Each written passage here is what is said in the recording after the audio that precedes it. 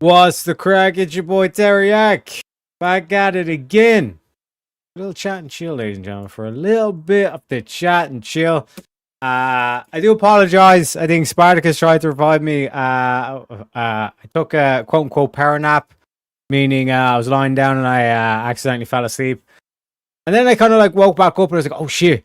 And then I realized, oh, it's still going on, that kind of stuff. And then I checked back. I was like, wait a sec, I just slept for like 3 or 4 hours and he's still going. What a fucking night.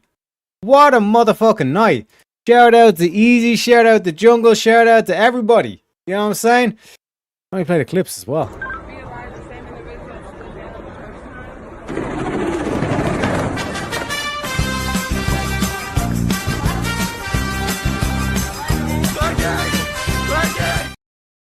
Welcome in, and because it's easy, you all know you gotta stay logical. Well, hang on, stop. Let's start with this. What are the 3 laws of logic? What are they? No, don't look them up. What are the 3 laws of logic? Do you think this is an inconclusive What are the 3 statement? laws of logic? There's 3. What are they? I don't fucking know. You don't know the fucking laws of logic, dude. All right. No, all right, dude. I don't know where. You don't even know the 3 laws of logic. This is fucking crazy.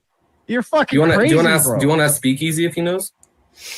Yeah, it's the law of identity, the law of non-contradiction, and the law of the excluded middle. His name is John C. Anything else, dipshit? Hell yeah. 10k subs and 14k in donations. Shout out. Shout out to the motherfucking boys. Still want to say, dude, Jungle sent me 2k on PayPal on my VK stream. I don't know where Jungle's getting the money, but man's an absolute legend. A gentleman and a scholar, I might add. You know? So yeah, the link is pinned for anyone that wants to hop up. No worries if he's busy and all this kind of shit, because one second, let me do a bit of mathematics here. I think it's like 9 a.m. in America at the moment. Holy shit, what a crazy night. What a crazy, well, morning, I guess one could say, afternoon for me in Australia. Because I've seen Vintage as well. I was saying, yeah, I need to go to a fucking event and all this kind of shit. So it was looking dapper as well. You know what I'm saying? It was looking well dressed, you know. So as they say, you gotta dress to impress, you know. So like I said, I'll probably kick things off as well with the. Well, what do we want to kick things off? Okay, I'll do the for anyone that missed the for anyone that missed the interview with Crazy, right? I highly recommend just go check that out. There was one main point that was in it, and like I said, let me do the DL. Because I show a video. Well, I show multiple videos in it, but I show a video that kind of like outlines the keep calm, folks. You're seeing a lot of crazy shit. Things are going to get a little bit more crazy because, like I said, I kind of spoke about this in the debate I had against Luch, where I was talking about the British imperial system, and everyone's like, "What the fuck? What are you trying to be, Teriak? The fucking Paul Revere? You doing a bit of role play of Paul Revere? The British are coming." The whole British imperial system and all this kind of thing. Based on the way Carney's talking, it's like, oh, we're gonna try to keep doing this shit, but it seems like Britain is has passed over the leadership. You know, telling the bees and all this kind of stuff with the beehive and all that kind of thing. One sec, where the fuck is the? Here we go. All right, so here's an Irishman from the West. Mr. James Conway, and he's going to kind of like outline the situation, right? Now work. No, like I said, because like I'm pretty sure like people are at work and all this kind of stuff. I'm Eastern time and it's 9:16 a.m. Yeah, and then like I think California time or like West Coast time, it's about like 6 a.m. kind of thing. Like I said, don't worry, guys. Don't worry.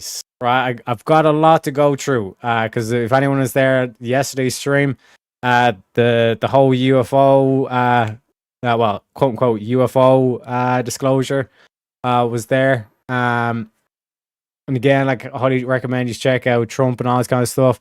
Ladies and gentlemen, we have a guest backstage. Let me introduce him. We bring in the studio this morning one of the gay rights activists, Mr. Should I call you Mr.? Mr. Darth, welcome to the show. Yeah, thanks for having me. That was a long fucking stream, wasn't it?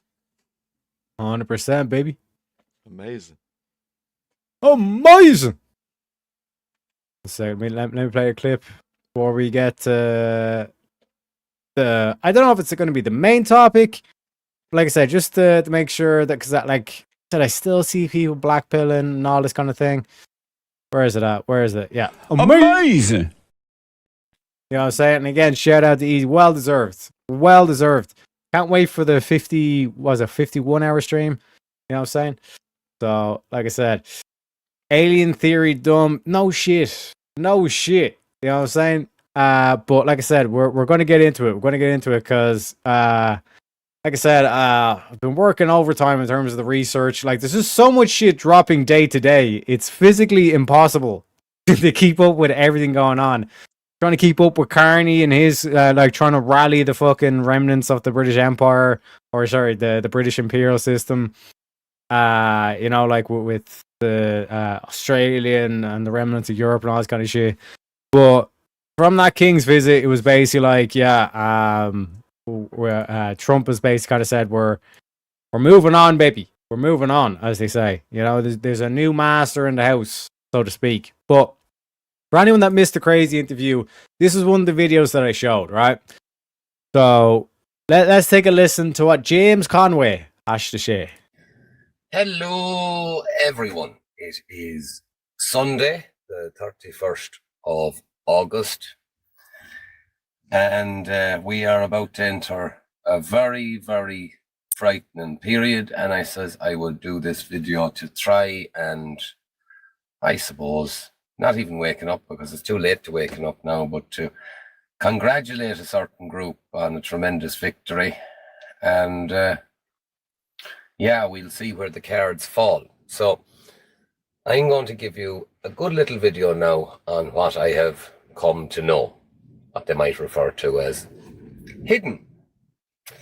So the first thing is, in the 90s, you would have heard a statement, the nerds will inherit the earth.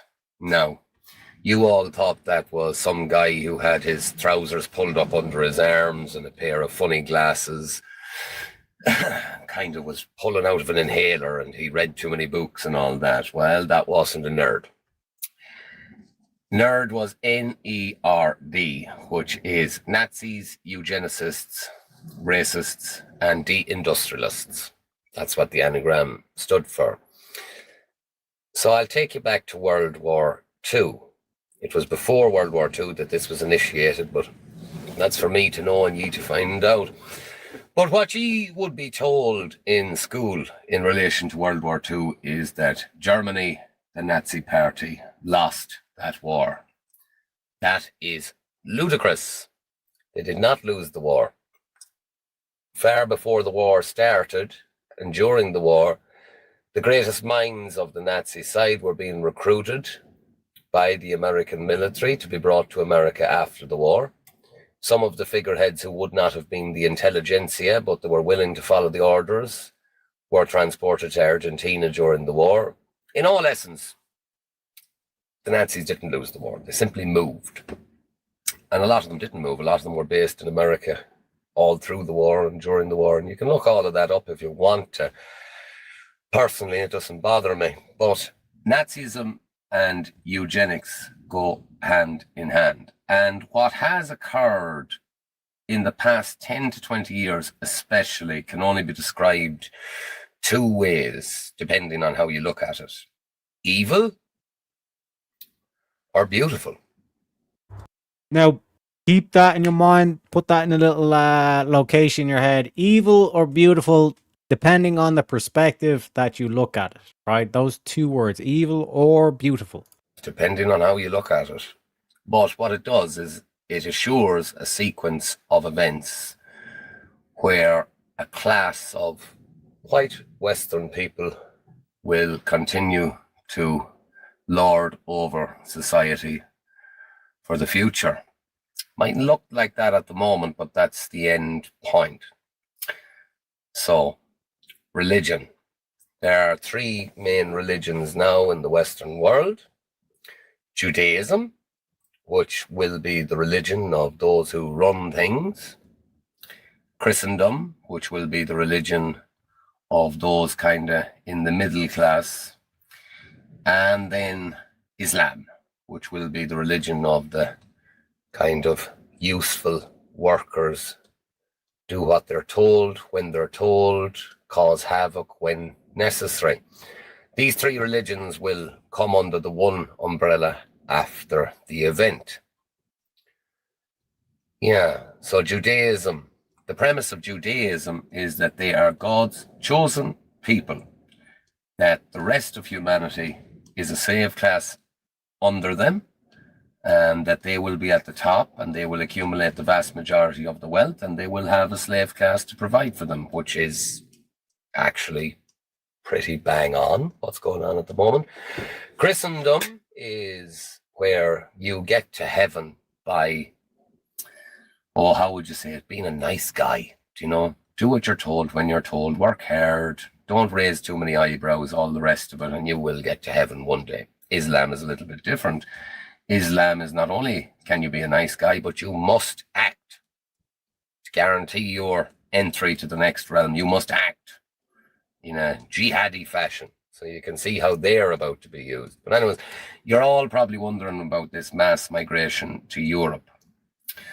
So this is for all the lefties that are watching, because I actually don't hate you. I feel really sorry for you. I think you are entirely the victims of eugenics. So what has happened with this mass migration is there's an introduction of a new race to raise tensions. There'll be a little bit of an aggro between the native population and the newcoming population. But here's the kicker for it. Conscription.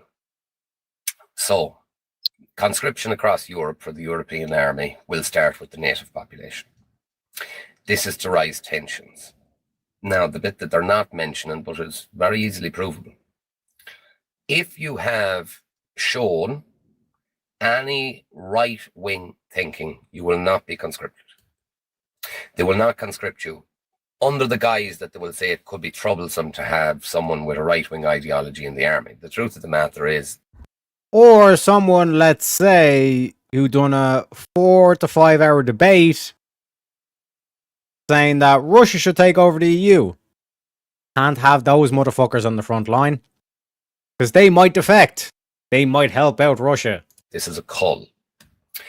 So all of the remaining lefties who have little boys and girls coming around 16 to 18 years of age, your ideology is going to guarantee that your child lands to the front line in the first wave. Second wave will be the undesirable of the new population coming in. So they'll go through that with a fine-tooth comb. They'll see who's actually qualified, who actually is educated, all the rest of it.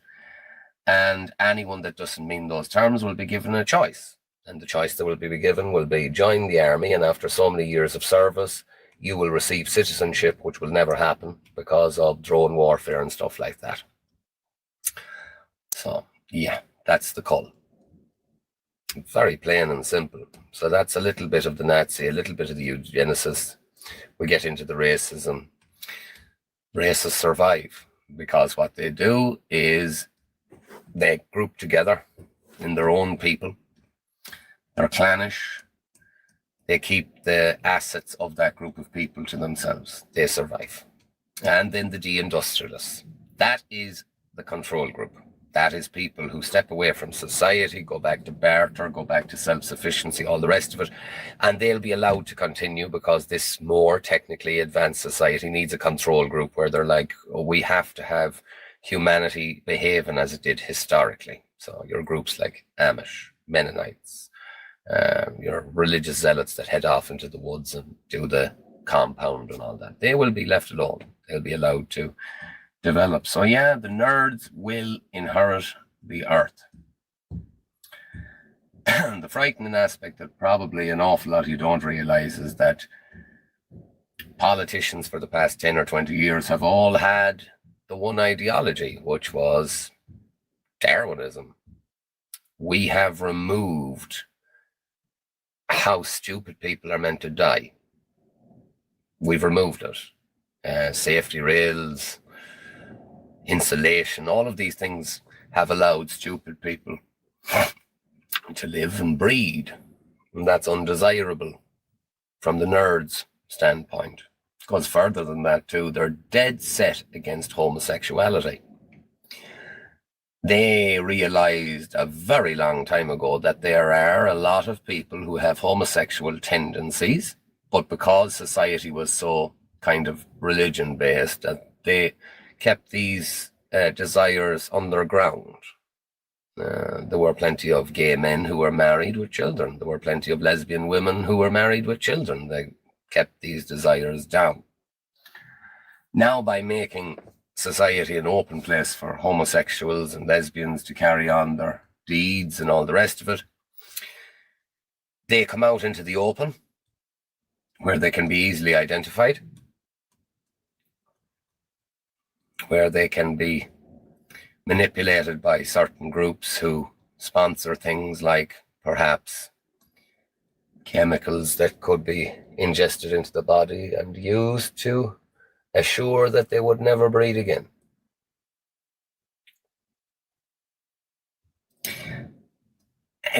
This is not an easy thing for me to say. There are winners and losers out of this. There are people who identified it, who had a critical mind, who haven't gone with government policy over the last 10 or 20 years, who haven't built up massive amounts of debt, who have ownership of their assets, who have moved assets away from currencies like the euro, dollar, etc., which are inflating so quickly that they will soon be worthless. They have their assets in things like gold, silver, certain cryptocurrencies, land, real estate, all the rest of it, stuff that will survive this hyperinflationary period. But I am coming to the conclusion that this, although evil, one could make the argument it is a beautiful solution, right? And like this goes on my whole thing of like, well, what's a true test of a man? Or how would you test a man? You give him the power, or at least the illusion of power, and you see how he acts. You know what I mean? And as we've seen, these lefties are more than accepting of, like, you know, betraying their own nations. Lefties would probably be like communists, basically. Like they've kind of been seduced by the communist ideology, and essentially they've betrayed their own nation. The whole aspect of like the pensions and all this kind of stuff. There is no fucking way that they're going to be able to pay off these pensions. And essentially, like the whole aspect where they're more than willing to attack the nuclear family, even though that's the backbone to the nation. But Darth, any questions or any doubts or anything like that?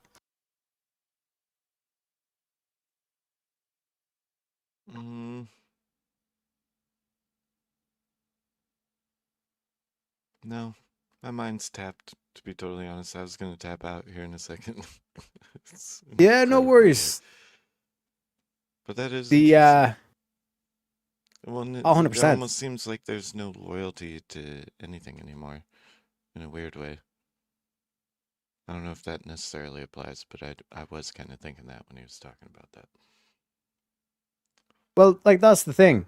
Like you look at like these people that were, fuck, I don't think I have that video, but like in Britain there was a video of a large group of people at one of these like pro-Palestine or queers of Palestine or whatever, like same shit that you seen, like the whole No Kings protest, like those fuckers.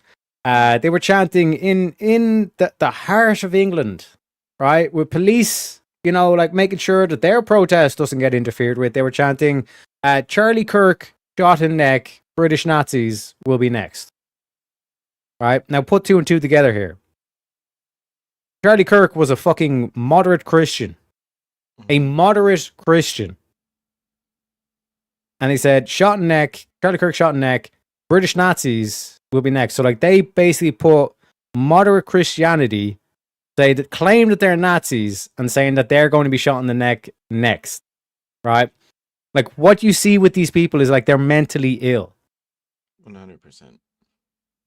And another thing there where he mentioned like the homosexuals and then pumping them full of chemicals and all this kind of stuff. This whole trans thing, that was described in the 1980s.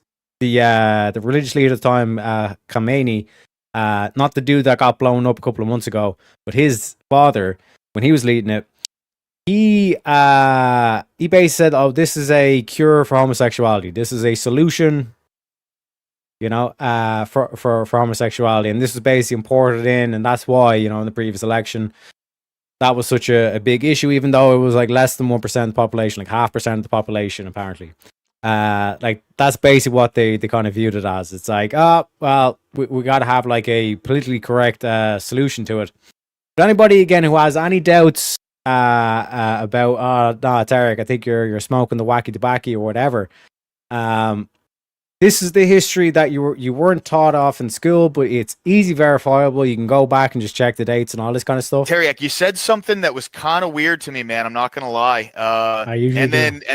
And then you guys both kind of contradicted your statements after this. So I'll get into that after I ask this question. So you said that the United States has been a police state for 70 years. Can you please demonstrate how that? National. I just want to be clear. I am not a Nazi.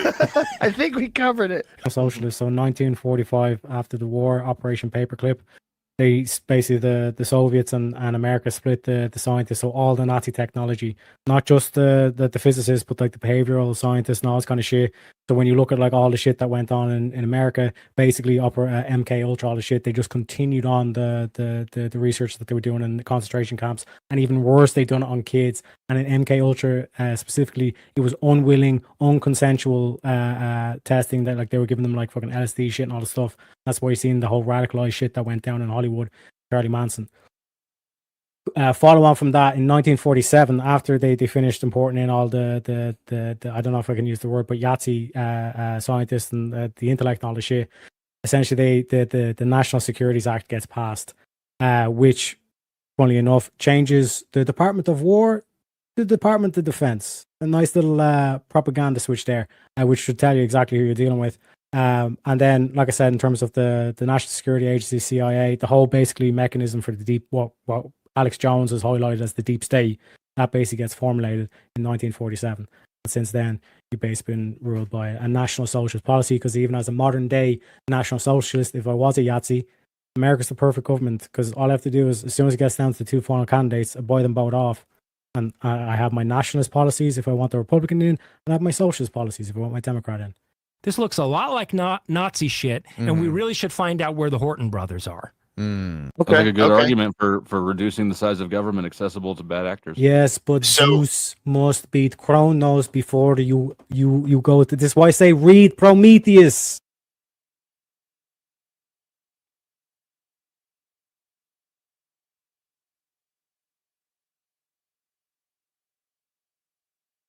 I'm sorry, I just got some really fucked up news. Totally spaced.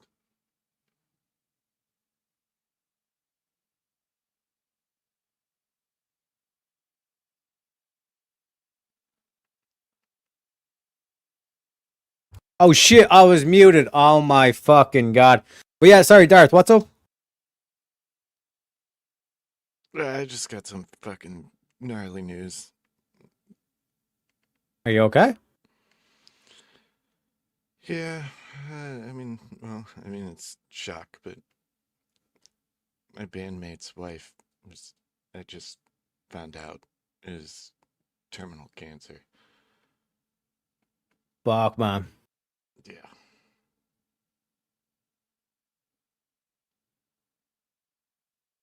Good friend, great dude, great family. That sucks.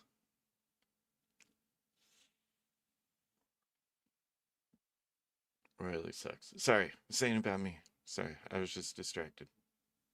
Yeah, no worries, no worries. Like I said, I hope like T's and P's, thoughts and prayers, and all that kind of stuff.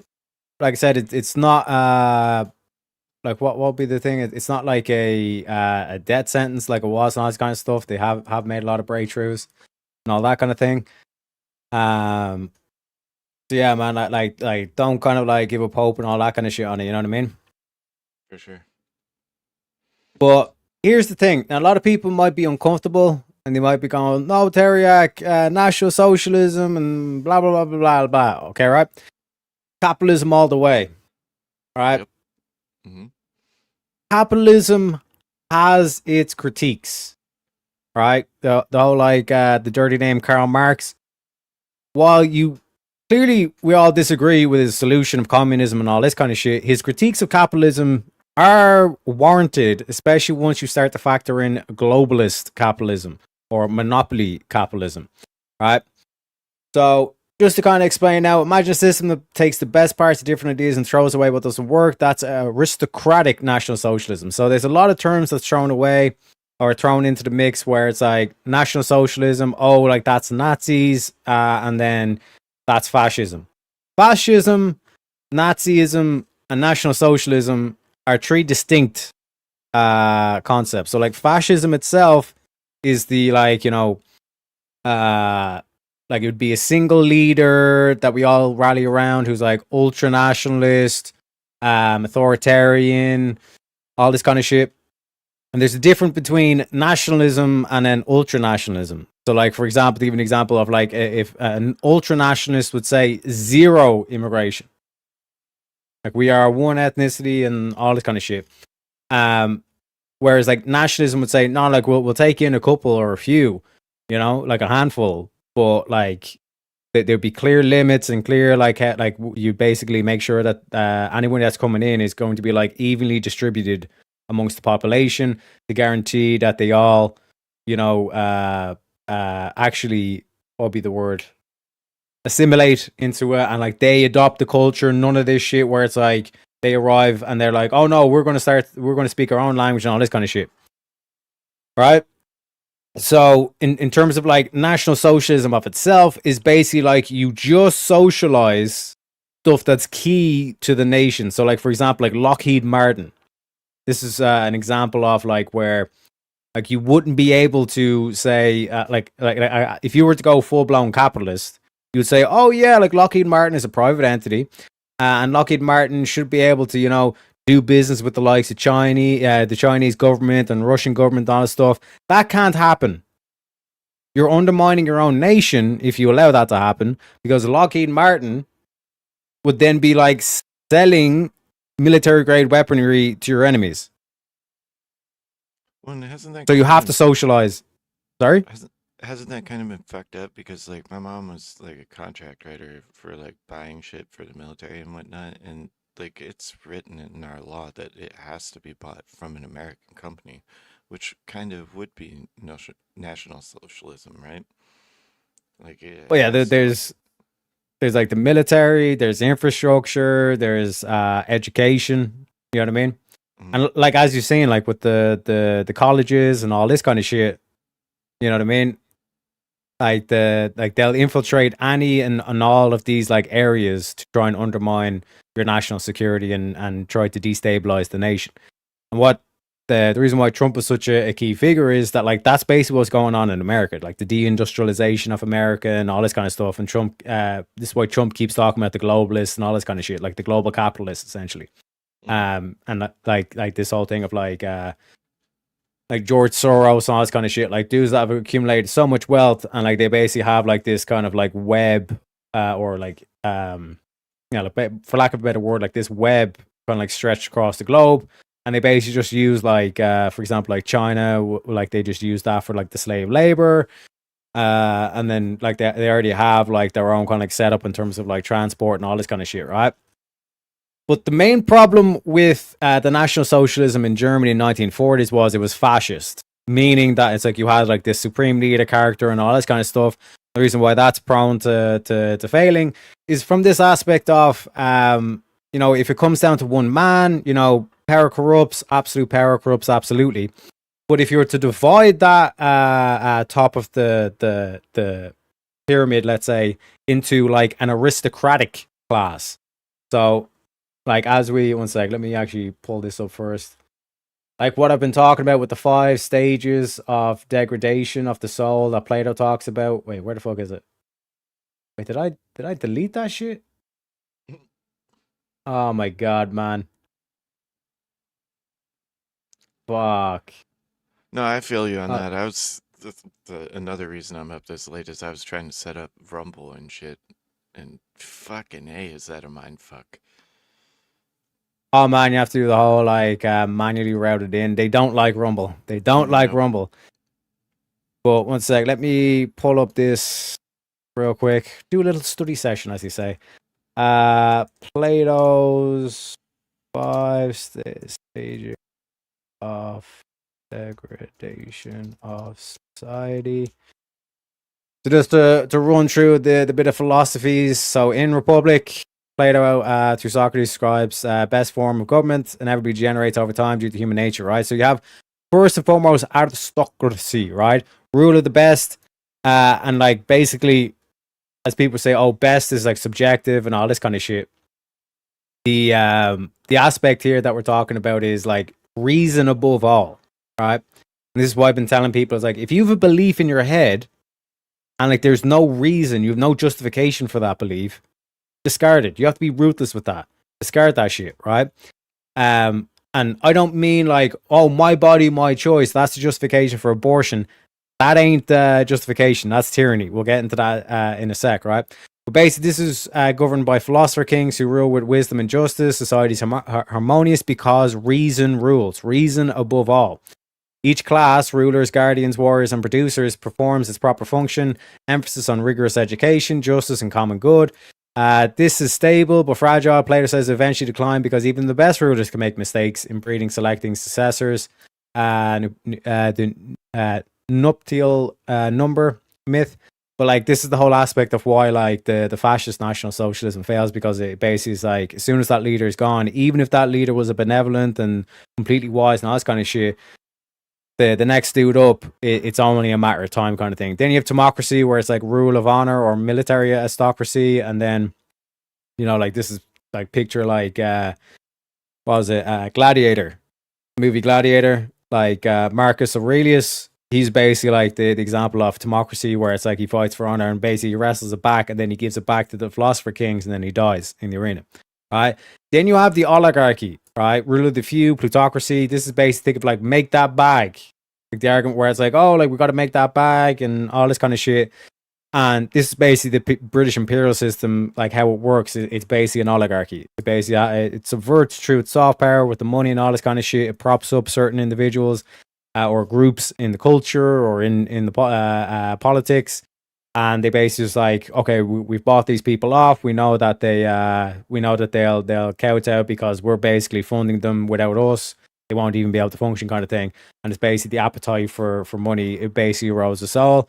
And then you get to democracy. This is why I've been talking about why democracy is so dog shit, because it's one step away from tyranny. And this is the whole thing of like the reason why this is such a bad idea is because you actually aren't coming up with rationalization at all at this stage.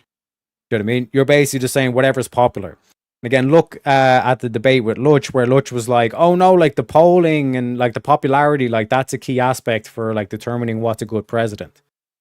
That's where your mindset's at, where it's like you think that like, do you know the expression where they lick their finger and they see what way the wind's blowing, and that's their opinion. That's the democratic mindset. You know what I mean? You actually don't have any kind of like grounding or like principles that you abide by. You're literally just going with the crowd. So you're not actually a leader. You're not a shepherd. You're just a sheep with like given like the power and all this kind of shit, right? So this is the whole like the poor overthrow the oligarchs and say, eat the rich and all this kind of shit, leading to excessive freedom and equality. That's why all their arguments nowadays are about equality and must protect democracy and all this kind of stuff. Democracy grants too much liberty, leading to anarchy, lack of discipline, and indulgence of all desires. Leaders flatter the masses. So like think of Obama. Everybody thinks he's a great president because he was such a good speaker and he used the correct hand movements. You know what I mean? Especially to emphasize certain words when he was talking, all this kind of shit. There's no hierarchy. People live as they please. It tolerates, even celebrates all ways of life, eroding tradition and excellence. Analogy of the soul. And this is where I talk about like why democracy is such a terrible idea, is because the individual, the intellectual and the ignorant, they both get one vote each. Meaning that like there's no distinguishing between intellect and ignorance. And because intellect is far more rare than ignorance, it's retard supremacy. You know what I mean? Which eventually descends down to the full-blown tyranny. And this is where I see the collapse of Rome and all this kind of shit. Now, I heavily suggest everybody checks into like how did like Rome fall, and the descriptions of what takes place in terms of like Rome is exactly what you're seeing now. Like this whole like complete sexual degeneracy, PDF, and all this kind of shit. No morals, no character, like no principles, all this kind of shit. Exact same situation. You know what I mean? Democracy's excessive freedom creates chaos, prompting a strong man or a tyrant to seize power as a protector of the people. The tyrant starts as a popular leader but becomes paranoid, eliminates rivals, and rules through fear and manipulation. He enslaves the very people who empowered him. Society suffers total injustice, misery, and loss of freedom. The tyrant himself is most miserable person, slave to his own uncontrolled desires. And then the analogy of the soul is the tyrannical man is dominated by bastes, by the basets, lawless appetites, eros gone mad, essentially. You know what I mean? Which gets us to this whole like National Socialism, where like a lot of people think that's a bitter pill to swallow and all this kind of shit. But let's go through it, right? This is a practical third way that puts nation first, reason above all, and competence in charge. So again, you have this kind of like dynamic that Marx points out, where it's like communist or capitalist, right? This is a false bifurcation. It's a false dilemma, right? Because there is a practical third way, right? So what does it actually mean? Simple breakdown. Aristocratic doesn't mean rich snobs born into fancy families. That would be oligarchs. It means ruled by the best. The smartest, most honest, and most capable people are selected and trained to lead, like picking the top engineers to run a company, not the best talkers or the richest donors. They earn their position through proven results, not popularity contests. Fuck democracy. National means the whole system is built to protect and strengthen our people, our culture, security, and future, instead of serving global corporations or foreign powers. Socialism here is very limited. The government only takes control of a few critical areas that are too important to leave completely private to leave completely to private property or private profit. I can't even speak. Everything else stays free market and capitalist, right? So like that's the thing that often gets thrown to the head. Like people hear like National Socialism, they just hear the word socialism, they're like, blah, blah, blah, blah, like communist, all this kind of shit. It's like, no. A large sector of the markets and all this kind of shit are perfectly able to be capitalist and operate just off profit motives and all this kind of shit, right? What the government controls, socialized areas, military and weapons tech for defense, so we never weaken or dependent on other countries. Big infrastructure, which is like roads, power plants, water systems, internet backbone. These are like the nation's skeleton. They need long-term planning, not just quick profits.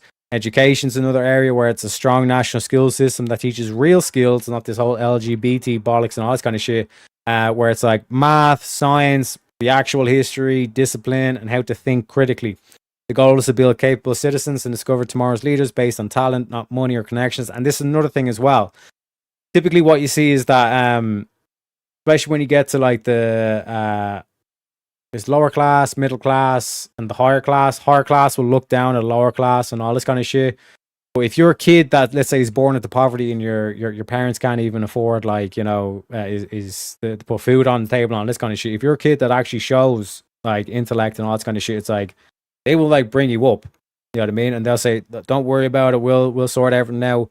Here's your education, all this kind of shit." Do you know what I mean? What stays fully capitalist and free?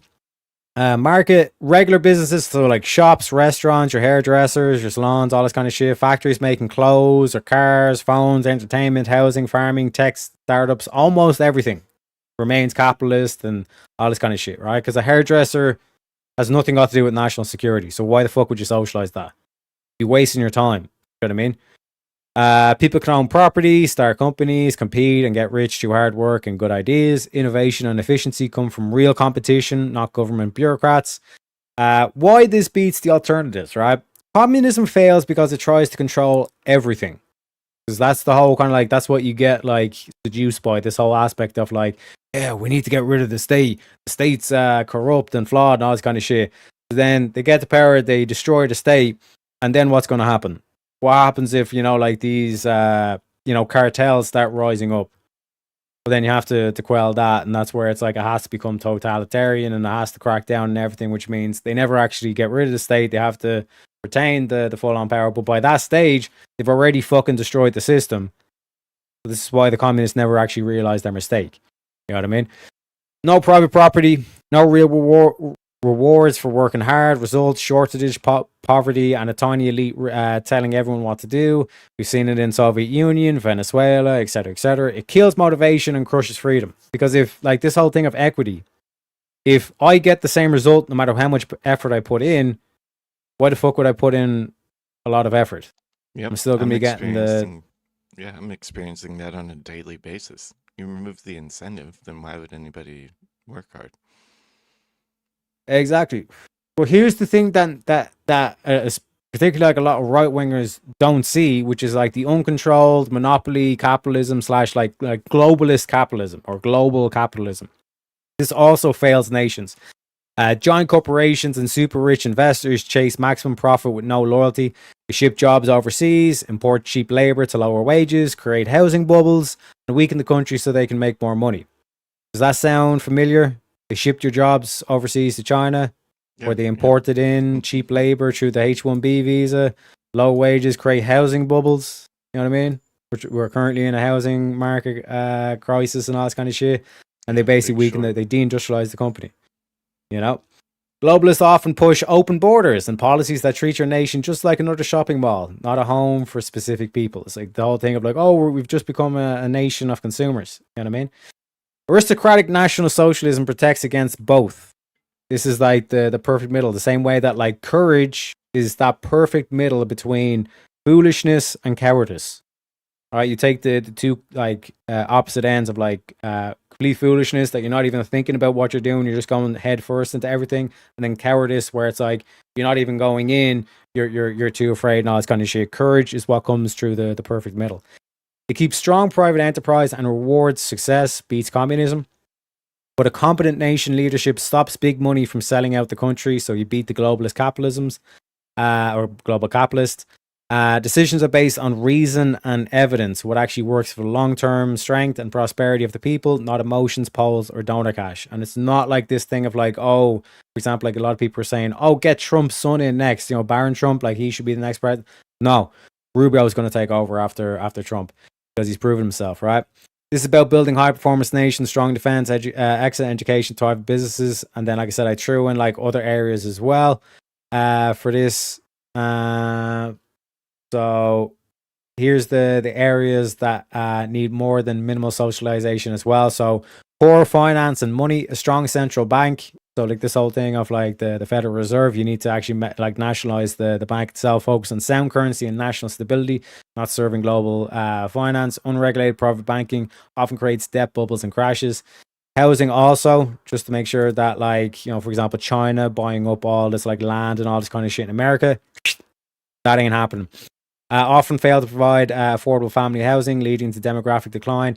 Some public coordination or incentives are useful, and then there's certain key areas in the agriculture and food security. So strategic self-sufficiency in food is vital for national independence.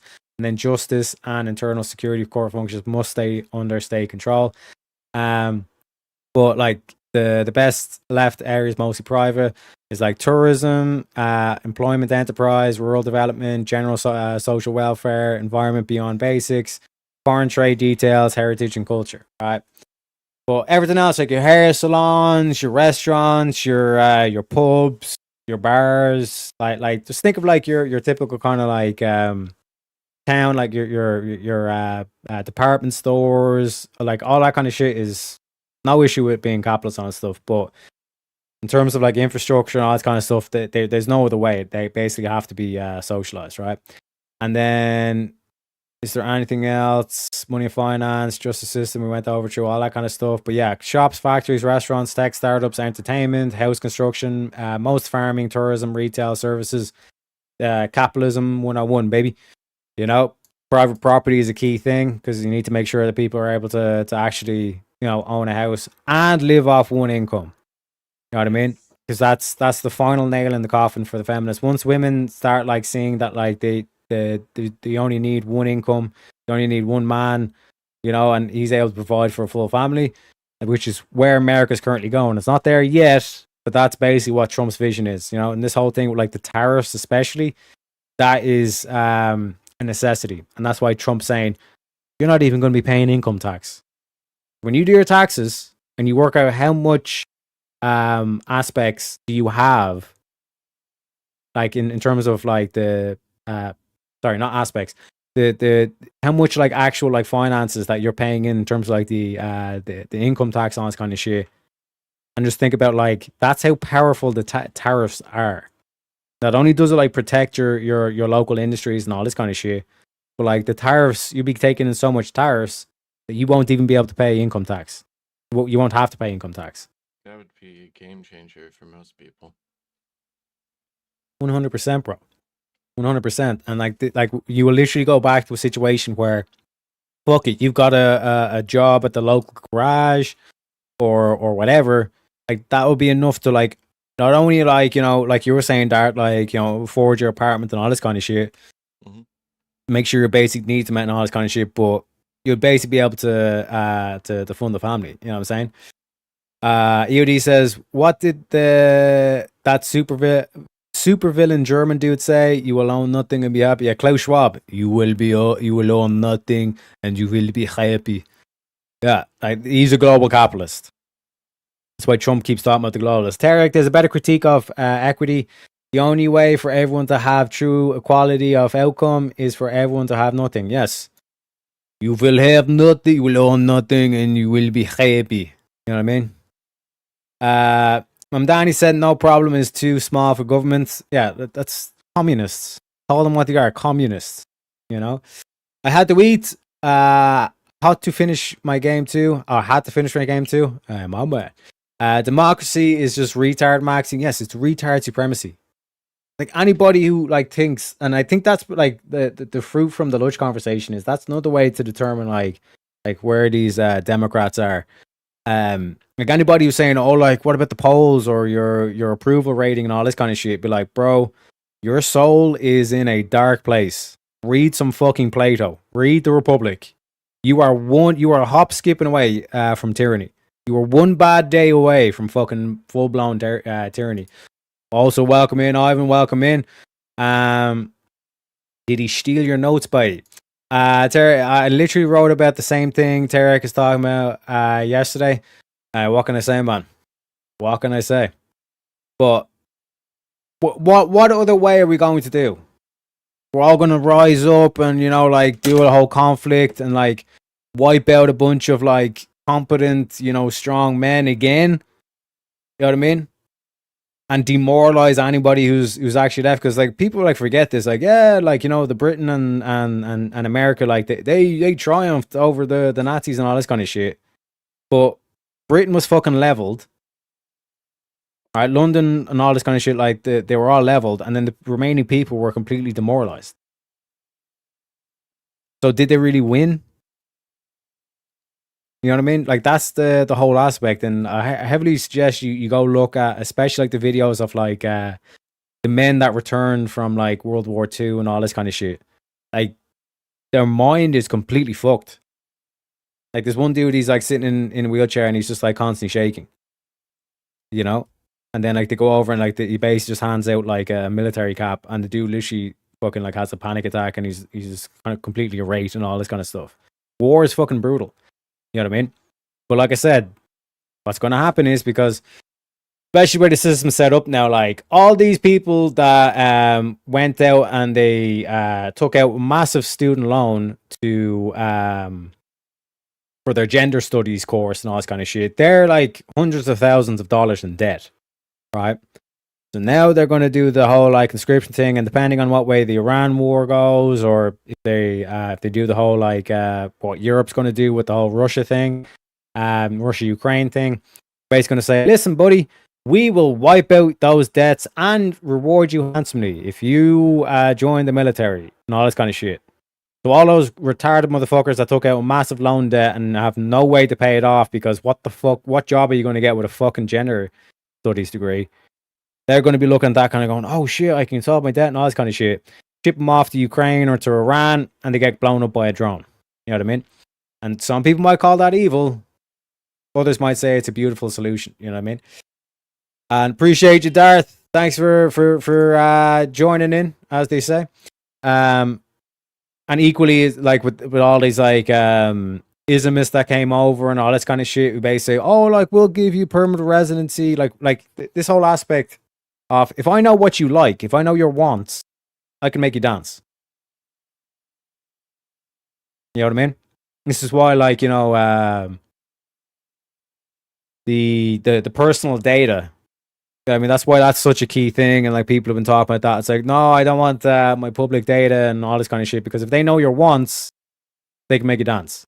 That's the key thing, or the key aspect, or the proven thing from the whole like MK Ultra and all this kind of shit. It's like, if we discover what they like or what they enjoy, we can make them dance, essentially. You know what I mean? They're all communists to me. Yeah, Mamdani, like the Democratic Party are basically communists. Like anybody at this stage that still is like saying, oh yeah, the Democrats and all this kind of shit are either useful idiots, low IQ socialists that don't recognize that you need to bind socialism to something, aka the nation. Otherwise, it's just like boundless empathy. And this is why you see on that map thing that was done, where it's like on the right wing, it's the heat map thing. One sec.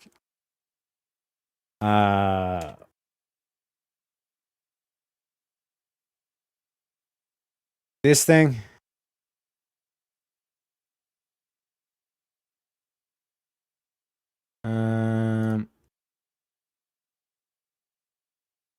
Like this meme. It's wild how much it really all does all come down to this, right? So like they should have fucking flipped this. So like on the left is like the right wing mentality where it's like they have most amount of empathy for like their family, their inner circle, their friends, all this kind of shit, and the least amount of empathy for like complete strangers, right?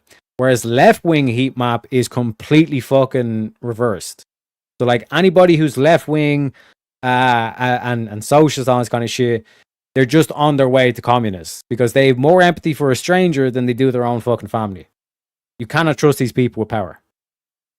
And this is why you see like America being sold out to the highest bidder and just completely being deindustrialized and all this kind of shit. That's where the Democrats are at. They have more empathy for the stranger than they actually do for their own countrymen or their own family, their own fucking parents. You know what I mean? That's where we're at. And it's like, what are you going to do with these people? You know? Beautiful solution, I do have to say. Funny cause I happen to have Plato's The Republic sitting here next to me. Give it a good read. Give it a good read. A lot of good shit from Plato's Republic. Do you live in your parents' basement? Yeah, bro. I'm just a figment of your imagination. I'm just a leprechaun. Ignore everything I've been saying. Wait, you're telling me that my PhD in North African lesbian underwater basketball weaving isn't going to be helpful into society? Yeah, don't worry though. You can go to the front lines to pay off that debt. And then you can check out some of the footage from Ukraine. You know what I mean? A lot. Well, weaving. What thing? What the? They should have gone with underwater basketball weaving. Hey, it is what it is. Yeah, we're complete retards. We're complete retards, bro. Don't believe a single word that I'm saying. I'm a low IQ retard. I'm right over here on the left. Don't listen to the leprechaun. Enjoy your flight. Yeah, a bunch of our moms took Tylenol. 100%. 100%, bro. You know what I'm saying? And I'd like to take this moment to thank the show's unofficial sponsor. Where is that? I need to load up the clip. Yes, I'd like to take this moment to thank the show's unofficial sponsor. From doctors, nurses, and pharmacists to moms, dads, and caregivers, they have all put their trust in Tylenol. Please be patient. My mom took Tylenol. So yeah, don't worry, bro. We're all low IQ. We're all low IQ. You do you, boo. You do you. Just jokes, man. I guess your answer is no. Nah, bro. Serious. I'm a fucking leprechaun. You know what I mean? Don't mind me. My mom practiced Tylenol maxing. 100%, boys. But anyways, as we were saying, right? This goes into the whole whole thing where it's like basically flaws with communism is tries to control everything down to like factories, farms, shops, even your job choices. Destroys desire to work hard because there's no real reward. History shows it leads to shortage, poverty, and secret police. Aristocratic NS rejects this completely. It only socializes a few things that must be coordinated for national survival: monopoly and capitalism, or global capitalism. Sounds free, but often harms, or like it sounds like liberty and all this kind of shit, but often harms nations. Huge international corporations and billionaire investors move factories overseas for cheap labor. Hint, hint. Sound familiar? They completely threw all your industry over to China because we can get slave labor there, and then like we'll just basically use the Americans as we'll turn them into fat cows. And then you look at the whole population, and this is not just in America, because like this gets thrown in a lot of America's face, saying, "Oh, yous are all fat cunts and obese and all this kind of shit." That's the same thing across like in Europe as well. You know what I mean? It's like 2/3 or 3/4 of the population are overweight or obese. That was their whole plan, where it's like we're just going to get them to graze, poison their fucking food. You know what I mean? And like the chemicals that they're putting in, like even like because when you go back like 40, 50 years ago, when you went to like a fast food restaurant, like you didn't have all these chemicals and all this kind of shit. But now in modern day, like they put chemicals in it to make it look better, more appealing and all this kind of shit. They also put chemicals in it to make it taste better, but also they put chemicals in it so you get the same kind of like addiction kind of thing from like, you know, let's say like methamphetamine and all this kind of shit. You know what I mean? But like, and they basically say, okay, we'll use America as the cows. We're just going to fatten them up, and then we're just going to extract out all the resources. We'll use China as the cheap labor. We'll use like these other areas for like farming and like completely deindustrializing and all this kind of shit. Anyways, move factories overseas for cheap labor, push mass immigration to keep wages low, create housing crises, and care more about global profits than your country's strength or culture. Sound familiar? They treat nations like disposable markets. Our system stops this. The aristocratic leadership puts the nation's long-term health first, using tariffs, ownership rules, and smart regulations when needed, while still allowing real competition at home. You know what I'm saying? DOD, the red pill. Mama. They're putting chemicals in the water that turning the freaking frogs gay. Exactly. Poisoning your water, poisoning your food. You know what I mean? Just think about it, right? Like the whole aspect of what would it be called?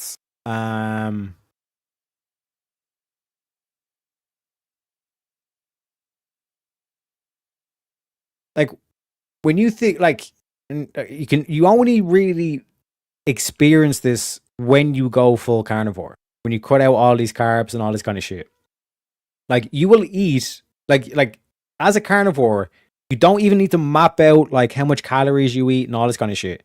You just eat until you're full, and then you're like, you don't get the whole bloating like where your stomach kind of expands out and it feels like your stomach's about to pop and all this kind of shit. And then you don't get like another craving for like more food and all this kind of shit. You know what I mean? And you're kind of like, holy fucking shit. You know? But it is what it is. Crystal maxing. Mama. You know? McDonald's literally said they have the perfect formula to keep you unsatisfied so you want more. Yeah. That is not by accident. Like, why are they putting chemicals in the food to make it look better? You eat for nutrition. You eat for your protein, your fat, your minerals, and your vitamins. That's the only reason why you should be eating. This whole thing because like, oh, it looks pretty. The fuck has that got to do with nutrition? You know what I mean? And when you actually look at some of these chemicals and all this kind of shit, it's like, oh, it causes addictive behavior and all this kind of shit. You know what I mean? I know that's right. Chemical maxing. What can I say? Yo, Terry, what color crystal do you want us to put your soul in? Green. We'll go with green. You know what I mean? But we do have the if anyone recognizes the emoji in chat, that's the Crash Bandicoot crystal. You know what I'm saying? That's me like fucking like running away from the big boulder of communism. You know what I mean? But the result from this is a strong, prosperous, self-confident nation. Excellent schools produce smart workers and leaders. Private businesses drive growth and innovation. Competent elites prevent both socialist laziness and predatory global finance. Families are encouraged to have children. This is a key aspect to it as well. Your nation is your backbone. This whole thing that like BLM, for example. One sec, can I pull that up as well? Also, by the way, let me know if it gets fuzzy and all this kind of shit. And also, throw a few coins or copper coins the leprechaun's way. The pot of gold's feeling a bit empty, as they say. You know what I mean? I get so kind of bogged down in all this kind of shit, I forget the grift, but it is what it is, folks. It is what it is. Like, was it the BLM manifesto? BLM manifesto.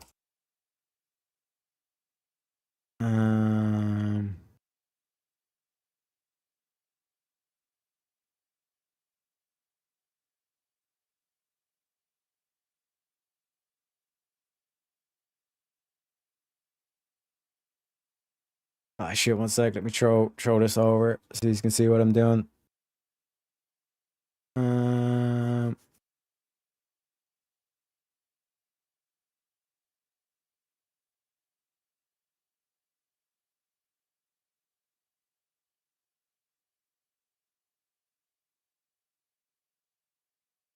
Oh, why the fuck am I asking Google? Load up. This.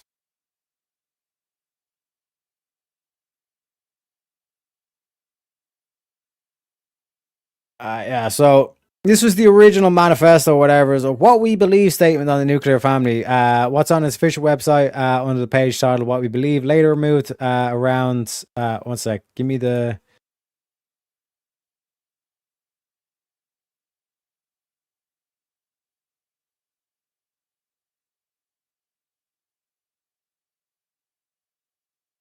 Because this shit is crazy when you actually read it. You know what I mean? So here's the full original context from the Black Lives Matter What We Believe page, archive version from April 2020 via Wayback Machine. See, these motherfuckers tried to remove it, but we got them, boys. We got them 4K, HD TV, 1080p, Sony technology. You know what I'm saying? There's no hiding from this shit, motherfuckers. Of course you would pick green, you leppy. What can I say? Leppy the leper. From Aleppo. This also explains why the Dem want welfare to allow for junk garbage food for food stamps. 100%. Once the like it all clicks into place, like what you're saying, and this is the reason why I'm doing all this shit is be like, fucking calm down, don't black pill. There's two motherfuckers that are taking the black pill. You know what I mean? Don't worry, we've got this. You know what I mean? You go back to the post-war thing. It's like, yeah, okay, the America imported in the National Socialists and all this kind of shit, but they knew that like the they went kind of like long term with like the communists and say the communists need to be fucking eliminated. Like communism is basically like mental illness essentially. So they were kind of like sitting in the shadows and all this kind of shit, and they made sure like that they completely destroyed like even mentioning National Socialism. Like you get like socially stigmatized. They needed to do that so the communists will get cocky. You know what I mean? That they start doing pride parades, that the PDFs will start getting cocky and start showing themselves and revealing themselves. And now it's all out in the open and it's all recorded online. We got yous, motherfuckers, because we got the way back when machine. You know what I'm saying? Ain't no running away from this, boys. Alright, so this was the BLM manifesto. Again, should just be about racism, but let's see what they're actually talking about. 4 years ago, what is now known as the Black Lives Matter Global Network began to organize. It started out as a chapter-based, member-led organization, this whole bullshit where it's like, oh, we're grassroots and all this kind of shit, whose mission was to build local power and intervene when violence was inflicted on black communities by the state and vigilantes. In the years since, we committed to struggling together. So this is the whole like struggle sessions. You know what I mean? And to imagining and creating a world free of anti-blackness where every black person has the social, economic, and political power to thrive. Black Lives Matter began as a call to action in response to state-sanctioned violence and anti-black racism. Where is the state-sanctioned violence? That state-sanctioned violence means policing. That's their characterization of policing. All right. Our intention from the very beginning was to connect black people from all over the world, globalist mentality, who have shared a desire for justice to act together in their communities. The impetus for that commitment was, and still is, the rampant and deliberate violence inflicted on us by the state. Policing is now violence inflicted on a state. You know? Enraged by the death of Trayvon Martin and the subsequent acquittal of his killer, George Zimmerman, and inspired by the 31-day takeover of the Florida state capitol by Power U, the Dream Defenders, we took to the streets. A year later, we set out together on the Black Lives Matter Freedom Ride to Ferguson in search of justice for Mike Brown and all those who've been torn apart by the state-sanctioned violence and anti-black racism. Forever changed, we returned home and began building the infrastructure for the Black Lives Matter globalist network, which even in its infancy has become a political home for many. Now again, here's the key thing. Think of Thomas Sowell. Thomas Sowell is black. But they don't care about that black life. Matter of fact, those motherfuckers would go out of their way to try and kill Thomas Sowell because he would be seen as a race traitor. He's making them look bad, you know? Ferguson helped to catalyze a movement to which we've all helped give life. Organizers who call this network home have ousted anti-black politicians, won critical legislation to benefit black lives, which is just racist. They're pro-racist policies. Changed the terms on the debate on blackness around the world. Through the movement and relationship building, we have also helped catalyze other movements and shifted culture with an eye toward dangerous impacts of anti-blackness. These are the results of our collective efforts. The Black Lives Matter Global Network is as powerful as it is because of our members, our partners, our supporters, our staff, and you. You know, like, this would be a cute thing, is like we need you. You know what I mean? Are you not ashamed of racism? Do you not think that Black Lives Matter? That's why I'd love to be would have been there like frontline century. Yeah, what about Thomas Sowell? He's black, isn't he? Or let me guess, you're going to do the whole racist trope where you call him an Oreo. Racist motherfuckers. Our continued commitment to liberation for all black people, probably except Thomas Sowell, means we're continuing the work of our ancestors and fighting our collective freedom because it is our duty. All right? Now, here's the thing.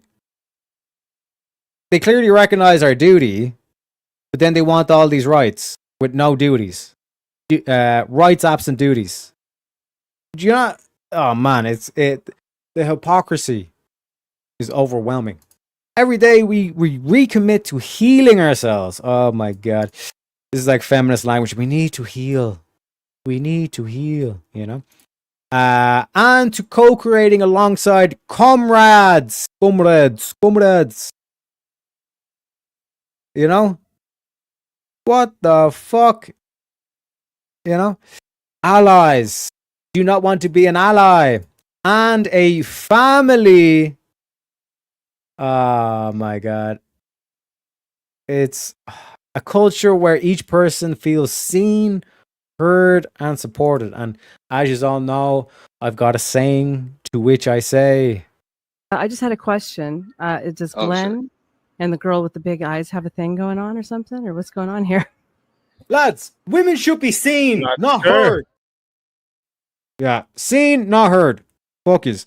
We acknowledge, respect, and celebrate differences and commonalities.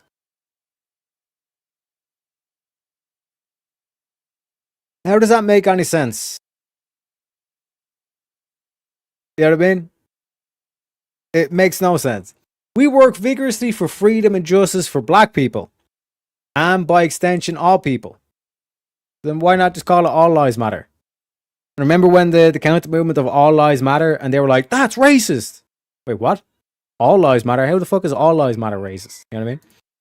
BLM was just a Ponzi scheme so the leader could buy No, Constantine. This was like part of the whole like globalist thing to take out America. Like the language of like comrades and all this kind of shit.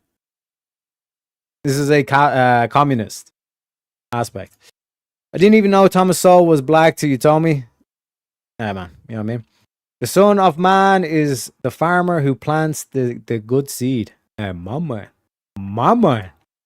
The only institutional racism I can see currently going on is DEI. Well, that's the new rebranding of BLM.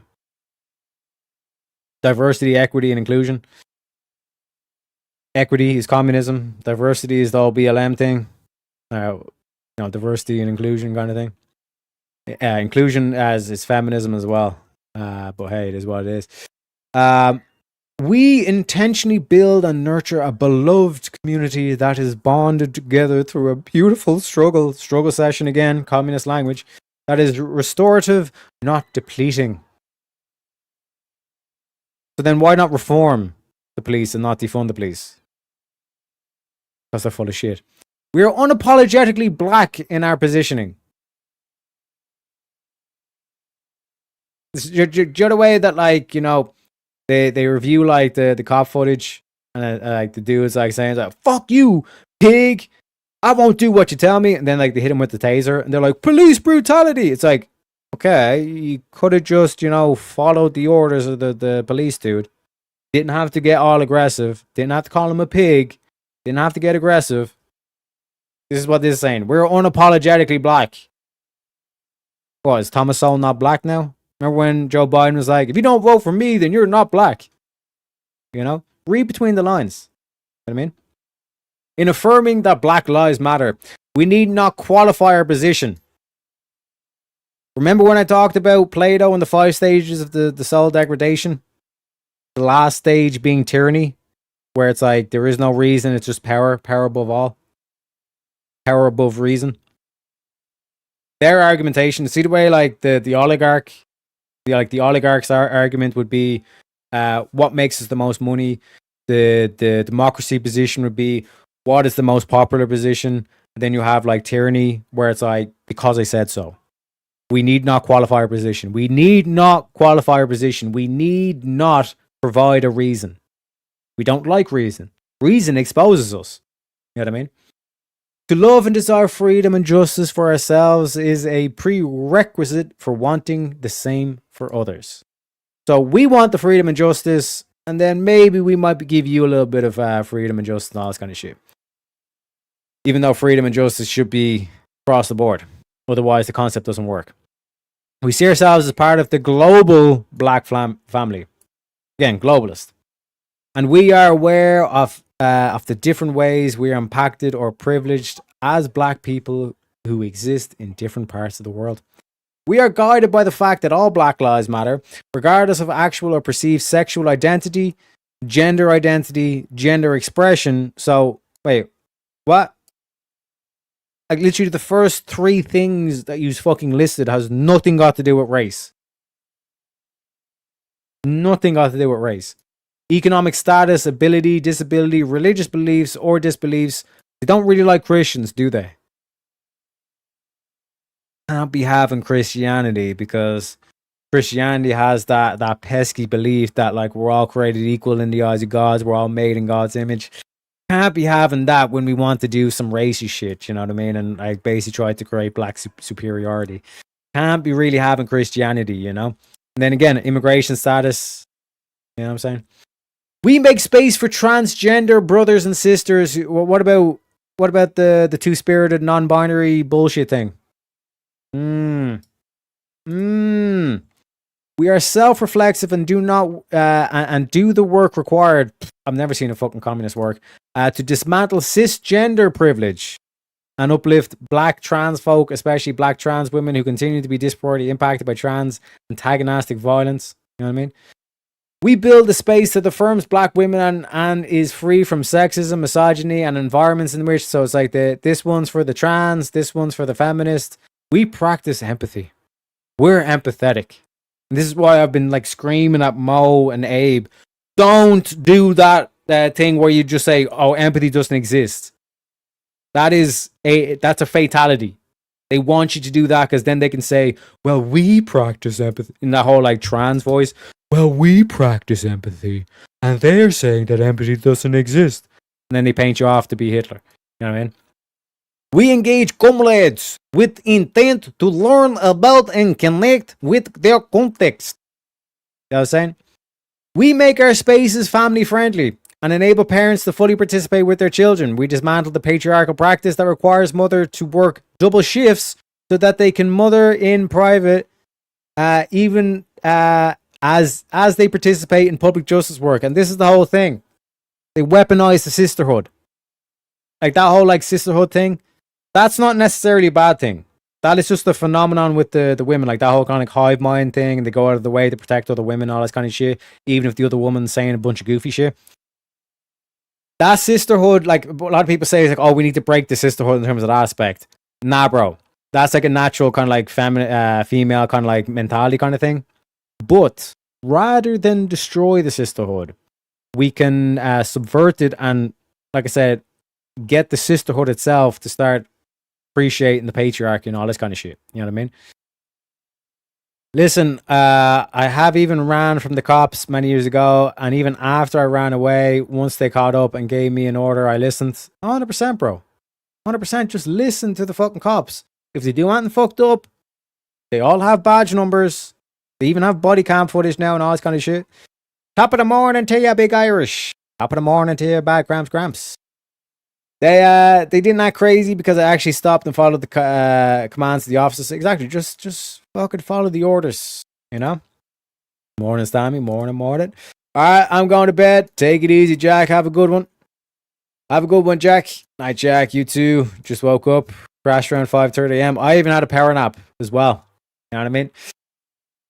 Easy had a legendary night. Again, thanks in large part to Jungle and all that kind of stuff. But like, he ended the show twice. He unplugged the game twice, and then went going again. You know what I'm saying? So again, gentlemen and the scholars, they say. So again, like this is the whole like infiltration kind of shit. We disrupt the Western prescribed nuclear family structure requirement by supporting each other as extended families and villages that collectively care for one another, especially our children, to the degree that mothers, parents, and children. And again, one sec, let me show you this shit.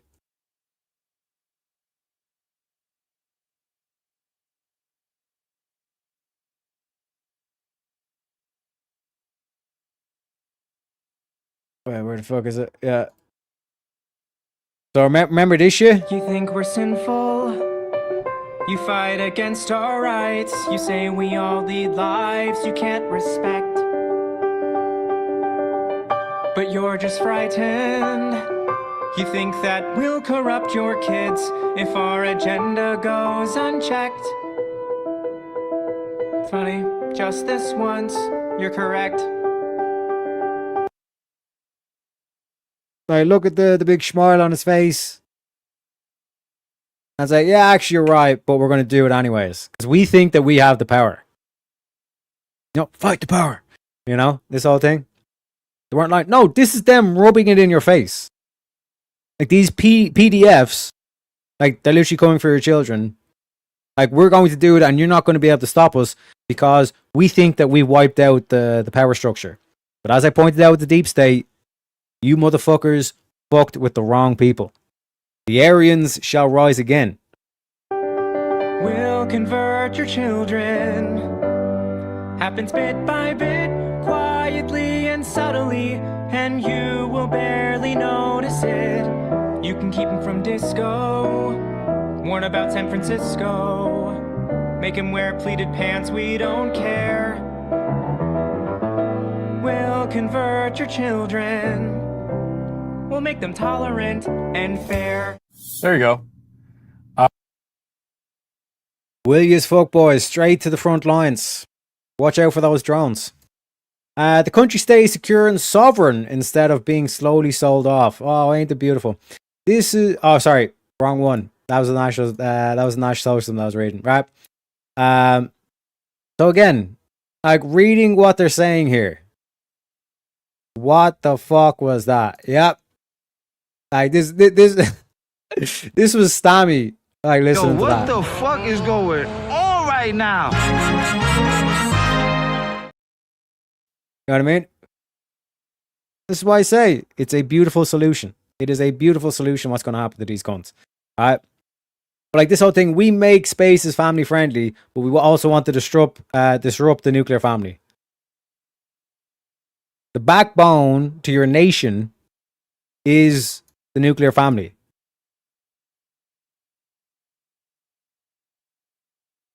One sec, where's the video? Where is it? Oh, what the fuck was that?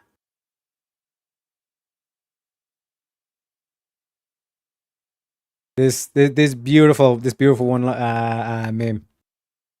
Where is it? Come on, load you bastard. Our nation's security has never been stronger because our troops and our veterans are this nation's backbone. Because farmers are this nation's backbone, schools is this nation's backbone. Audio installation specialists and window tinters are this nation's backbone. It is this nation's backbone. Right? The nuclear family literally is the backbone to the nation. You lose your nuclear families, how are you gonna populate? You know what I mean? Also, Bad Cramps Gramps says, Jungle laid down 8K or more. Yesterday's clump of episodes should be titled Welcome to the Jungle, 100%. Welcome to the jungle! What the fuck am I watching? Literally. You know what I'm saying? So it's like, and then they tried to like say, oh, no, that was just a joke, bro. It's just a joke. Yeah, drone warfare is just a joke, bro. You know? I came back and only caught the last 3 or 4 seconds. So funny. Like I said, like, this is what these people are. You give them illusion of power and they'll expose themselves. And then it's like, I don't want to hear shit.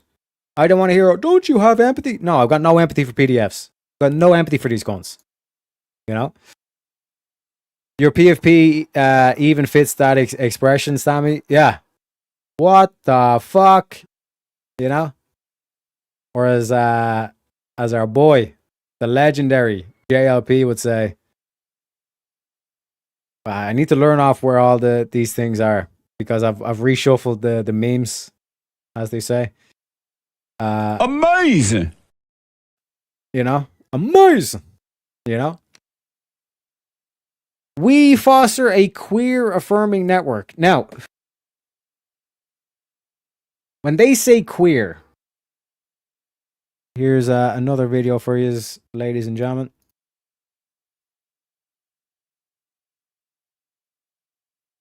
So, like, this whole, like, queer theory that you hear about and all this kind of shit, these are the people who authored queer theory. There is a long correlation between anarchism and pedophilia and support for pedophilia. Wait.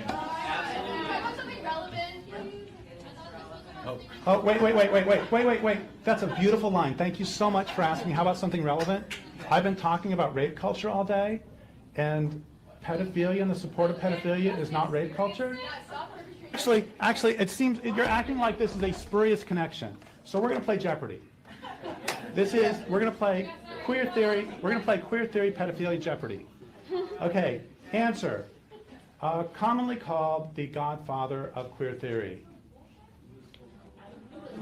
Who is Foucault? Who is Foucault? I got it. Okay, 100 points. Foucault. Another way to ask this is who argued, no, I guess the answer would be, argued for the eradication of age of consent laws as in down to infants. Who is Foucault? Thank you. Okay, next one.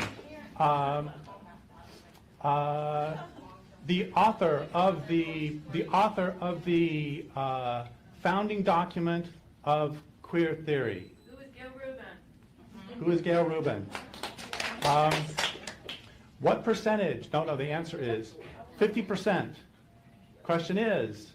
The amount in that article that was a defense of pedophilia, specifically, quote, boy lovers, so men who fuck boys. Oh.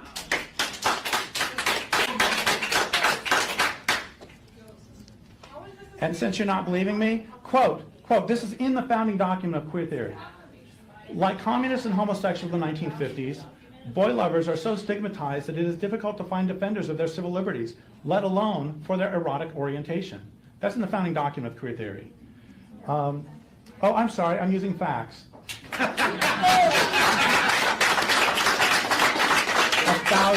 thousand apologies. One must never let facts in the way.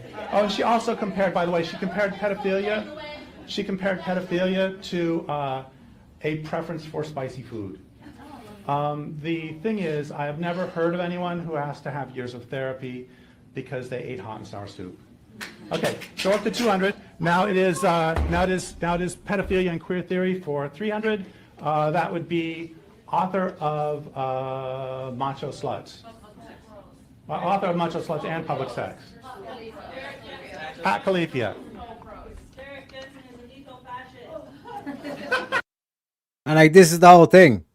What's this? You've never seen this shit? Bro, I was getting called a homophobe, a bigot, and all this kind of shit because I was literally like talking about this shit. It's like, yeah, you do realize that queer theory is just like pedophilia. You can't say that. You're homophobic, Teriak. You know what I mean? And I was like, but like Foucault literally argued, you know what I mean? He's the one that done the whole like founding document for queer theory. Like you're basically just getting indoctrinated and becoming a bunch of PDFs or like minor attracted people for accepting PDFs. And I was called a racist, a bigot, a Nazi, and all this kind of shit. Bro, like even in college, you know what I mean? Like this shit, like and then like even when you go back, like does not remember, lads. Does not fucking remember. Where is it? Where's my lies?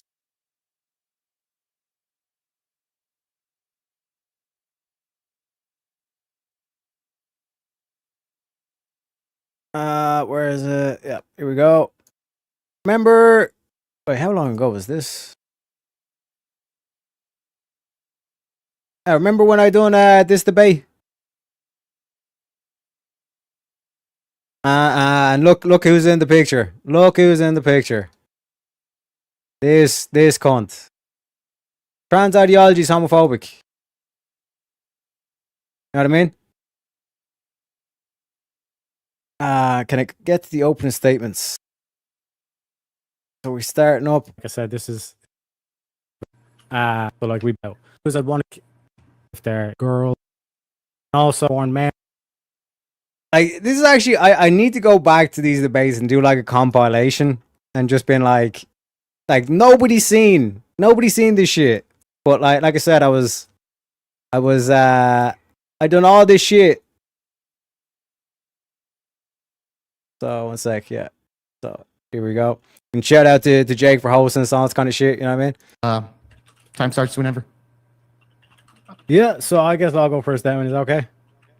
Yep, sure. So yeah, first of all, hail Prometheus. Also want to thank Jake, my opponents, for showing up, Damon as well, for being a partner on this, and especially the chat for the folks at home. You know what I'm saying? I'm gonna start my opening with just a little prediction. You know what I mean? Like I pretty much the only thing I can see them do is just like base their whole kind of like argument on one big ad hom. We're the devil, we're Satan, we're Yahtzees, we're we're Yahtzees, yep. It's the farthest from homophobia. Yeah, it's what one might say it's just common sense, you know?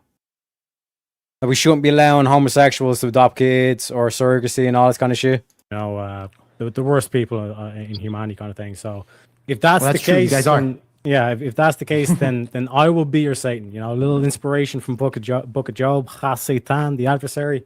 I'll be your Satan, okay? I'll be your punching bag, all that kind of good.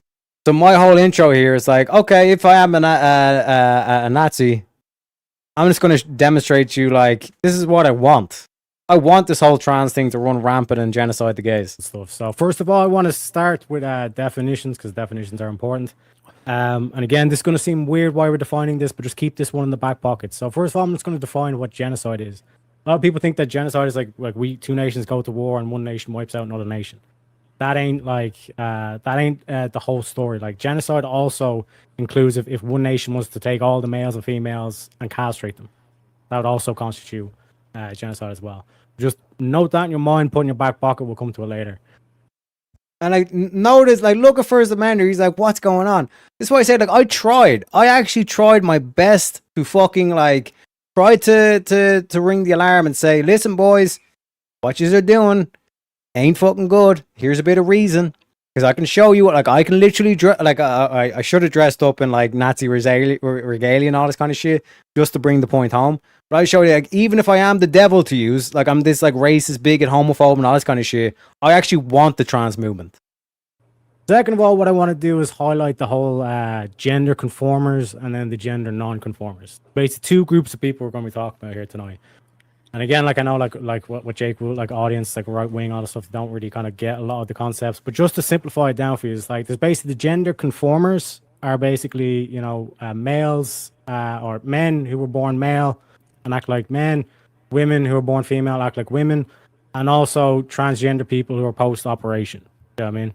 They adhere to what they call as gender conformers. Non-gender conformers, GNC, gender non-conformers, they're basically like homosexuals, lesbians, tomboy girls, effeminate men.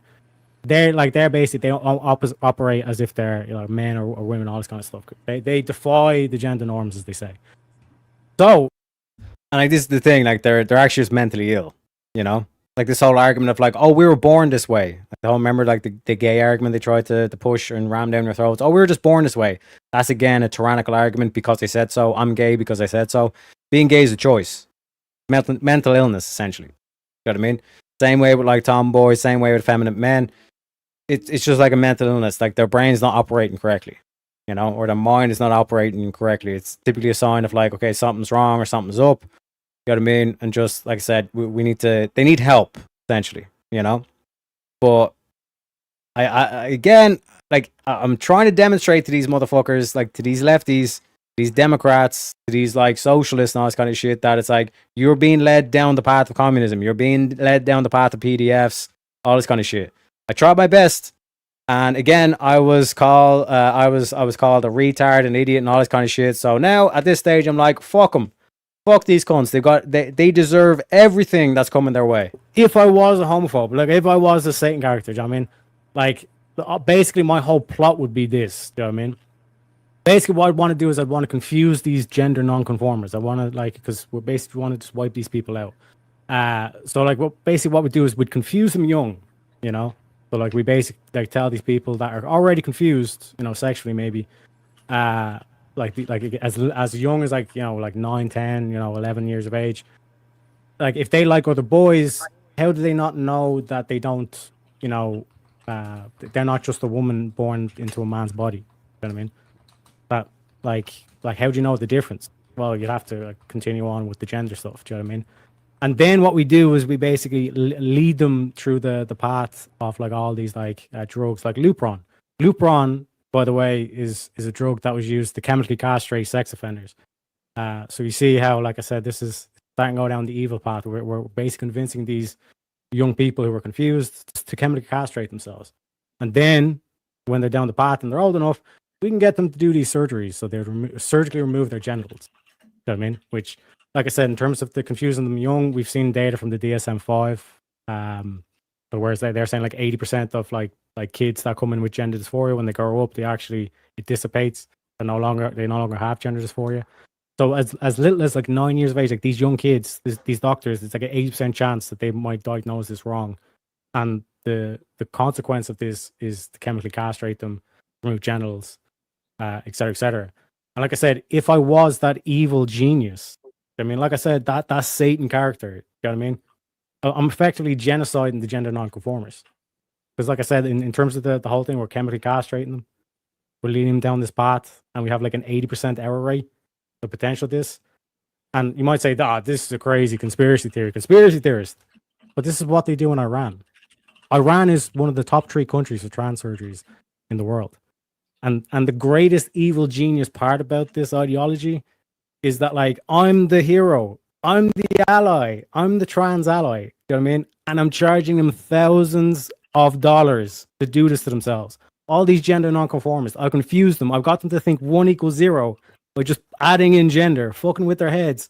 And now what would have been a homosexual has now castrated. Like Dylan Mulvaney is a homosexual who's castrated himself, mutilated his genitals, and like I said, he's paid thousands of dollars to do it. That's why it's evil genius. And one might call it evil, another might call it beautiful, depending on your perspective. But back to BLM. Like I said, I tried to play fair. I tried to say, like, tried to quote unquote wake these cunts up, and you can go check out that debate. I was called a retard, conspiracy theorist, Nazi, and all this kind of shit. You know the whole drill with First Amender. You know, you're just a transphobe, you're just a bigot, and all this kind of shit. So at this stage, fuck them. Fuck every one of them. They deserve what's coming to them, right? Let me catch up with chat. I see the great geographical representation of the slippery slope, but it was tailored to all the requests of LGBT alphabet soup the past 20 years. The final step of the slope was demons are telling... Wait, what? Agree Constantine there, conflating fear of gays with disdain of something adjacent. I think I missed something there. Bad Gramps. Let me check the YouTube. Because it might not come up on the thing. Wait, what? I despise the term homophobia as far as homophobia. Oh, wait. I think you might have deleted that one. My bad. Fax Gramps hit the nail on the head. Leftards weaponized the term and it no longer works, such like the other ones, such as racist, fascist, etc. Oh man, check out our stream yesterday. We went through the whole thing with Andrew. Like these cunts like have no idea. Like they can't even draw the delineation between ultranationalism and nationalism. They see it all as the same thing. They cannot delineate between like authoritarianism and the current system in America. They think the president. Well, no, they just think Donald Trump because that's what they're told. But if the president, if the powers that the president has is like ultra authoritarianism or authoritarian, like the Congress and the judiciary, like they can't do shit to the president. You know what I mean? GLM, TLM, HLM, Vote Lives Matter. I don't know what the T and the H stands for, background scramps. Let me know. I know that goat lives matter, you know. When we gather, we do so with the intention of freeing ourselves from the tight grip of heteronormative thinking, or rather the belief that all in the world are heterosexual, unless he, she, or they disclose otherwise. You know what I mean? Fuck these cunts. Oh, Tylenol lives matter and homeless lives matter. My man. We cultivate an intergenerational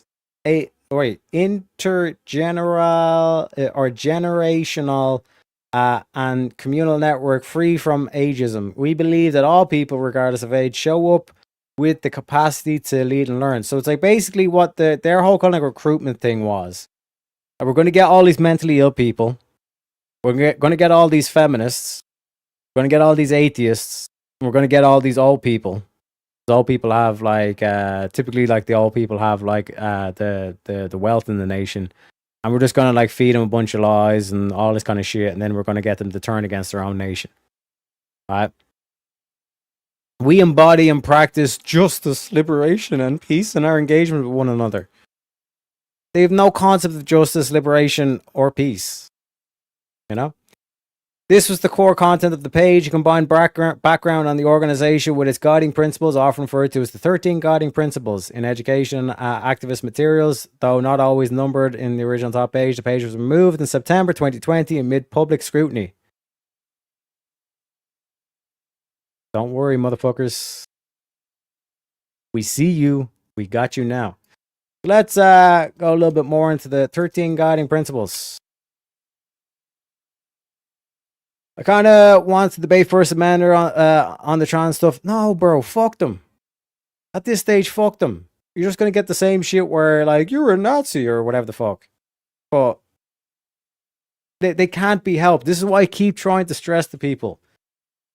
Like, a lot of people say, oh, like, once we get rid of the foreigners or the illegal immigrants and all this kind of shit, then we'll be... No, because we have so much of these fucking retards like First Amender that will sit there and act as though they actually are knowledgeable when all they're doing is just regurgitating propaganda. You cannot save First Amender. And he deserves what's coming to him. Set it up, Steel, he won't do VK. Oh yeah, because said he's like, oh, the panel's the panel is teaming up on me or brigading me or whatever the fuck they use. You know what I mean? But if your ideas are strong, they will stand up to scrutiny. How many times have you seen Easy? Like, it's like 9v1 on some of the panels he goes against. I think his last panel purge. It was like 9v1. And he absolutely decimates the cunts. You know what I mean? Shout out to Easy. Big labia matter. Hey, shout out to whatever. Shout out to Brian. If you do steal, please call him a retard as much as possible. My man. Easy clapper. Like I said, like I even have the video fucking evidence where I try to like get them to see reason and they refuse it. They turn their back on God. They turn their back on reason. It is what it is, folks. It is what it is. Restorative justice. We are committed to collectively, collectivization, all this kind of shit, lovingly and courageously, you know, working vigorously for freedom and justice for black people and, by extension, all people. So then why is it not all lives matter? Because the reason why the phrase is Black Lives Matter is that if you're against Black Lives Matter, oh, you're against Black Lives. You don't think Black Lives Matter. You're racist. See how it works now? You see how it works? Oh, you're anti-DEI? You're anti-diversity? You don't like diversity of thought? No, you, like when you say diversity, you mean like diversity of skin color. Like that's racist. You know? It's unbelievable, man. It's unbelievable. As we forge our path, we intentionally build and nurture a beloved community that is bonded together through beautiful struggle that is restorative, not depleting. So again, like this whole like the struggle session thing, but like notice that they're using like peppering the words like beautiful, lovingly, justice, freedom. You know what I mean? This is how it works. Empathy. We are committed to practicing empathy. We engage comrades with the intent to learn and connect with their experiences. So again, weaponize the term empathy, even to the point where like people start to say, fuck it, like empathy doesn't exist and all this kind of shit. Whereas empathy is actually really a superpower. It's like mind reading. If you can actually empathize with someone, you can put yourself in their mind and then like see from their perspective and say, okay, right, this is what they care about. We can address this. Then they'll actually join the side. But this is the thing. What you need to recognize is that if you empathize and then you say, okay, right, yeah, we can address these like critiques and all this kind of shit. The same way that we done with like the Karl Marx and we formulated the argument for National Socialism here, where we kind of said monopoly does, or sorry, not monopoly, capitalism does have like fair critiques here. So what we're going to do is we are going to socialize, but just in terms of the national interest. Right? Like that's empathy. You know what I mean? But in terms of like that aspect, if you empathize and they're like, no, that's not good enough. I also want X, Y, Z and all this kind of shit. Then you're like, right, fuck you. Go fuck yourself. Which is what's basically been missing. You know what I mean? And this is how they like push women more so towards the communisms and feminisms and all this kind of shit. They basically they never compromise. And typically women like they'll be like, oh, maybe if I just empathize a little bit more, then they'll see, and they never do. They're tyrants. They have no reasoning. That's like the key thing. Is like if they're basically saying because he said so, or which because I said so is the same argument as my body, my choice, which is the same argument of I was born this way. You know what I mean? It is what it is. Like I said, you cannot save everybody. You know? But then also we engage comrades. You know what I mean? Communist language. Loving engagement. You know what I mean? This whole thing of like peace and love and all these kind of like buzzwords and all this kind of shit. They have no concept of love. They have no concept of peace. They have no concept of justice. We're committed to embodying and practicing justice, liberation, and peace in our engagement with one another. Are they fuck? Because justice as the principle, right? And this is the whole thing that a lot of people get mixed up with equality. Like everyone thinks like, oh, equality is like we should treat everyone equally. No. Again, like that's the whole like propaganda switch. If you treat everyone equal, that means that you're treating the intellect and the ignorant the same. Which means there's no distinguishing between the intellect and the ignorant. You're treating criminals the same as victims. Because we're treating everybody equally. A criminal and a victim should be treated equally. Fuck that. What equality actually is, or justice actually is we're all held to an equal standard. The standard is equal. The standard is unchanging. But no two men are equal. No two women are equal. So how the fuck are men and women equal? You know what I mean? It should be an equal standard that we're held to. Diversity. We are committed to acknowledging, respecting, and celebrating differences and commonalities. See how it works now, the DEI? Diversity, equity, inclusion. Globalism! These motherfuckers. We see ourselves as part of the global black family, and we are aware of the different ways we are impacted or privileged as black folk who exist in different parts of the world. You know what I'm saying? I'm not trying to convince him. I want to wreck him, make him look stupid. Yeah, but then he'll just rage quit and say, I'm never coming here again and all this kind of shit. It's a waste of your time, Stillborn. But like I said, you do you. Because I'm not gonna lie, like it would be you would get a few clips from it and all this kind of shit, but you gotta like also think about like Easy putting in the time and effort to set it up and all this kind of shit.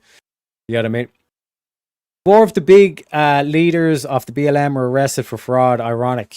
Ain't it ironic? Ain't it beautiful? You know what I mean? Also, now that you mentioned the Stillborn, just to give you a little bit of a thing about this is the last time he showed up. Where is it? Where is it?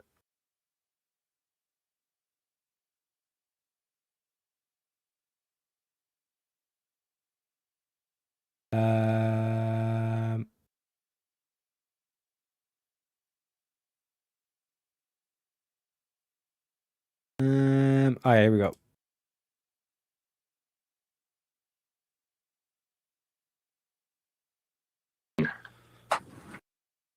So we have Kieran here ask the question, what does the word is mean? You know what I mean?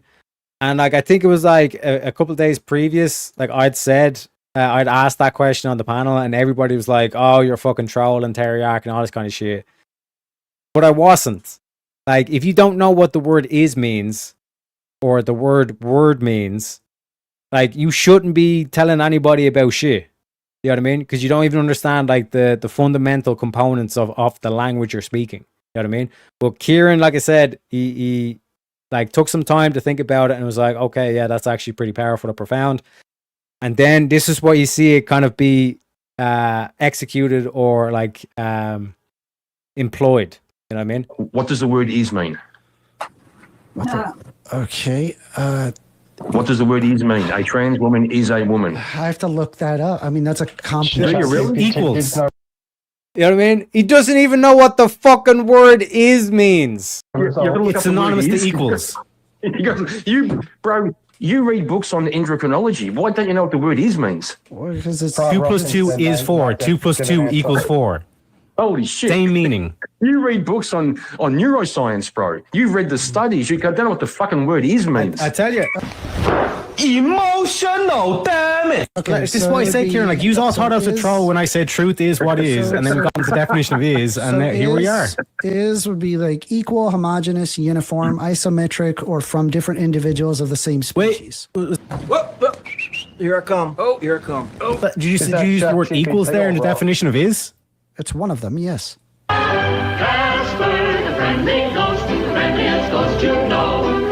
It's banned because you were black. Yes, so it is. It means the same thing. So it's not a false equivocation.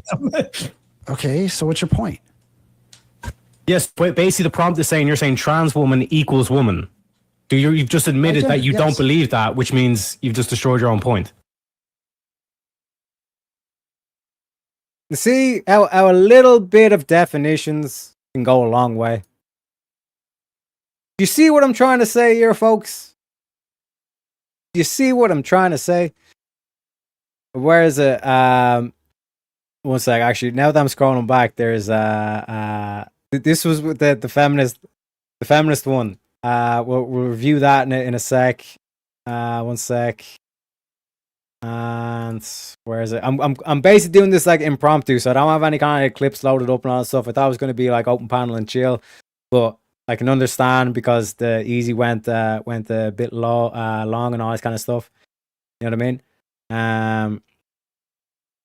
But where is it? We'll have to review that one as well. But where's the? Yeah, here we go. And this is why, like I said, like Destiny and all his orbiters, they cannot be saved. They cannot be saved. Do not give them any good faith. Don't give them any good faith. Steelborn, if you're listening to me, any one of those fuckers that are orbiting around Destiny, don't give them a single fucking inch. Give them nothing and take everything from them, okay? We'll get into it as well, but let me catch up in chat first. My biggest issue with debating lefties is the constant lack of addressing something means they automatically assume the worst of your position is so frustrating. They do that on purpose. They intentionally misunderstand. Because they just want to be able to paint you off as as this evil villain and all this kind of shit, and I'm the virtuous one, all this kind of shit, even though apparently morality is relative and it's subjective and all this kind of shit. Morality doesn't exist apparently, but I'm still going to use moral language to try and condemn you and use feelings. You know what I mean? I feel, you know what I mean? No, I think, I know, not I feel. All right. Are you reading the Humanist Manifesto? No, this is BLM. But notice how you notice that you were like, wait, this sounds like the Humanist Manifesto. It's all the same fucking thing. You know what I mean? Same.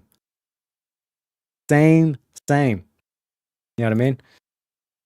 Not sure a humanist is without searching it up. No, they have a whole manifesto now that's going to quote unquote replace religion, but it's not a religion. You know what I mean? How's the saying? Justice for the guilty is cruelty to the innocent. Yes. Mercy to the wolves is cruelty to the sheep. Empathy for the guilty is cruelty to the innocent. Beautiful. Beautiful. Kieran going full Clinton. What can I say, man? What can I say? Re-examination. Welcome in, sir. Welcome in. But you're playing word games. Yeah, I know. The definitions. How'd it go last night? Morality is relative, so I'll use arguments to compel you to adopt my priorities or my preferences. Exactly. I'll use moral arguments. You know, morality is relative, but also I'm going to use a moral argument. You know, it's hilarious. Queer affirming. But I thought we were just focused on Black Lives Matter here. I just thought we were focused on Black Lives. We're committed to fostering a queer affirming network. Now, think back to the queer video we're talking about. It's not gay affirming. It's specifically queer affirming. You know what I mean? PDFs. Like the whole video where it's like the whole like founding documentations, and since its inception, like queer ideology and all this kind of shit, any of these queer courses in college, all that is just propaganda for you to accept pedophiles. When we gather, we do so with the intention of freeing ourselves from the tight grip of heteronormative thinking, or rather the belief that all in the world are heterosexual unless they disclose otherwise. Trans affirming. We are committed to embracing and making spaces for trans siblings to participate and lead. And again, like notice like siblings like try to play on, because like again with the whole ageism thing that they're trying to appeal to like old people and all this kind of shit. But like I demonstrated with the trans debate, at this stage, that's just the way to genocide the gays. You know what I mean?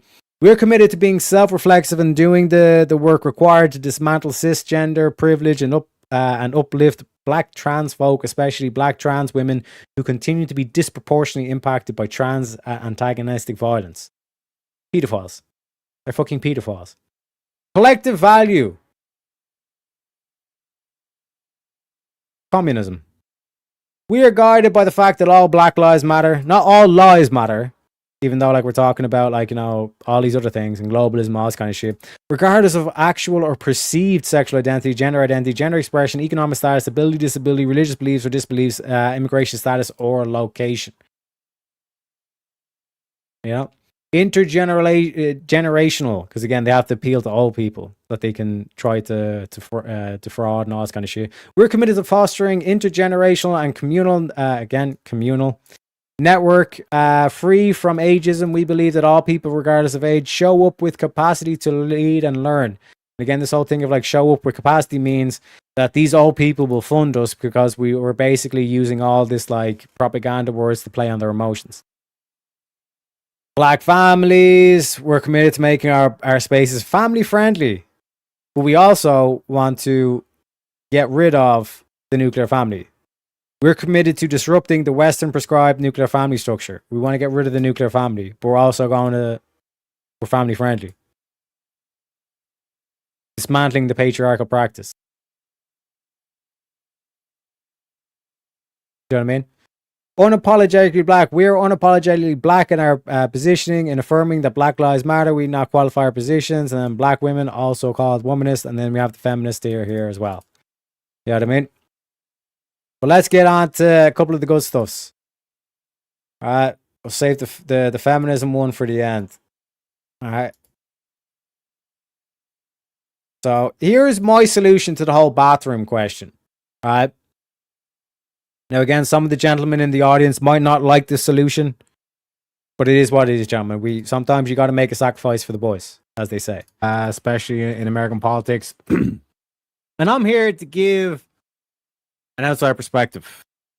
Folks, I'm here to give some solution. Like I keep saying, I'm a solutions-orientated kind of guy. So, like I said, we have the bathroom question and like I said, here's my proposed solution, right? We have 2 bathrooms, okay? So, bathroom number 1 is beautiful people, right? And that's pretty much women with a 5+ rating. I mean, we can give them licenses and say, okay, right, you're officially, you're above average. You're an above average woman. That we'll put that into the beautiful people. Like I said, we got to do a low bar for these bitches because it is what it is. Then we have bathroom number 2. That's for the uggos, right? That's men in general. Just like any man, I don't give a fuck. You got a penis, you're an uggo, okay? Then also the fatties, okay? They're going in that bathroom. The feminists, holy shit. Everybody check out Jake Rattlesnake's video. It literally shows a collage of many. All these feminists are ugly cunts. Yeah, different feminists, they have one thing in common. They're all uggos, okay? Trans and any of that bollocks. All ugly. It's all the whole LGBT, just all uggos. It's a proper, you might as well call it the ugly parade. You know what I'm saying? It'd be more fitting. And then any of these bitches that start talking about crystals, these are all going in bathroom number 2. Thank you for listening to my TED Talk. Back. Simple. See the way how I can solve the whole bathroom question? Right? Basically women and then the uggos. Simple as. Simples. Now, this is why you don't give these fuckers an inch. Right? Oh, wait. One sec. Alright. This is when I went against Dylan Burns, like one of the Destiny Orbiters. Certain things that are not complicatedly illegal and other things that are complicated. Right. We interrogate, let's say we have we got the truth serum thing with the CIA. Do you know what I mean? Yeah. So this is over to Tom Preddy. Where not Tom Preddy, Alex Preddy basically put himself in the way and got himself shot. Right?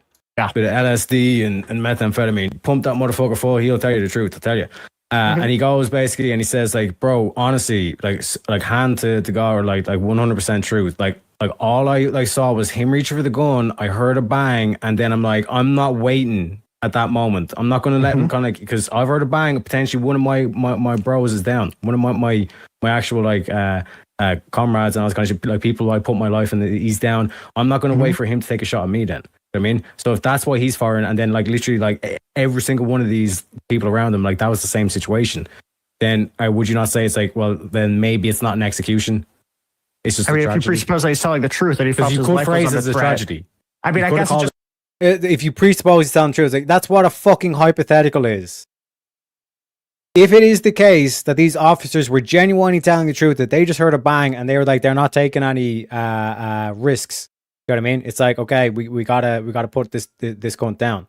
You know what I mean? So the way to say, you're presupposing the truth.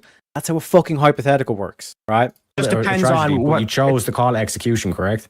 I guess it just depends on whether or not we think a reasonable person would do that, right? If he was delusional, loves pulling triggers. I'm specifically talking about you. I'm specifically. Would you prefer the term manslaughter? One sec. It's a tragedy. Well, I mean, I'd never used the term execution. I'm pretty sure at the beginning I said that I don't know the legality of it, but I think it was immoral. Yeah, no, that's me. Yeah. Well, you said you specifically. So my main point here is that Dylan and all these fucking lefty cunts are deliberately using the term execution when we don't know what the intention is in these officers' minds. We weren't physically there, right? We the whole it's all context dependent, or it depends and all this kind of shit.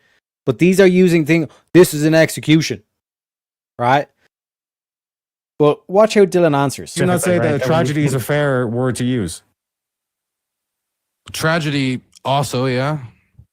Yeah, it would be a better word, because execution, like I said, if that was the case, that everyone who fired a shot into the dude, if everybody who fired the shot did it as a legitimate mistake, thinking that something had if there was a misfire and XYZ, then maybe I wouldn't use the word execution. Maybe I would use the word manslaughter, negligent homicide. You know, tragedy also could be attached to that, no matter what, really. Yeah. So, like, would you say that anybody who's currently using the word execution because they don't have that knowledge is being unfair? No. At this point, no. And start asking the right fucking questions. I mean, just because we don't have a truth serum where you tell your intentions, that means we can't call it execution? No, I don't think so. I mean, like, it clear, like the court of law isn't going to it. Fuck these cunts. Fuck these cunts. Let me catch up in chat. Chat is on fire. We're just we all just collect the Infinity Stones. What can I say? As someone who had read the Humanist Manifesto, it is the most boring, uninformative paper ever written. It's propaganda. It is propaganda. Hope you like salad. Word salad. Yeah, Steelborn, next time you go against these lefty cunts, make sure you wear a chef hat. You're going to be cooking. You know what I mean? And when they start doing the word salad, just get like a salad tosser and just start doing the salad tossing on screen. You know what I mean? Just a bunch of PC word salad BS. Yeah, it's just all more emotional language. You know what I mean? Switch that with unapologetically white and you're a Yahtzee. Bro, that's what I'm saying. We're going to make Aryans great again. You know what I mean? Crystal and horoscope, yeah. You know, Fisk gonna be flying in bathroom number 2, 100%. That's why. Why do you think I'm putting them all in bathroom number 2? The Hugo's bathroom is gonna be like a fucking Royal Rumble. You know what I'm saying? And these creeps try to start taking pictures in stalls and all this kind of shit. Come here, you fucking cunt. You know what I mean? It'll be the last fucking picture they take. No, absolutely not. As a father of a daughter, I'll change she, her to was, were if they tried to follow my wife and daughter into the restroom. 100%, bro. 100%. Facts. You know? Dylan looks like a bearded lady. Yeah, remember in the I was wondering what that is. What was it? The circus bearded lady. You know what I'm saying? It's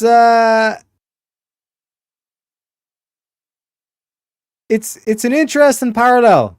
You know what I mean? It's an interesting parallel. It's a good spot, Constantine. That's a good spot. You know what I mean?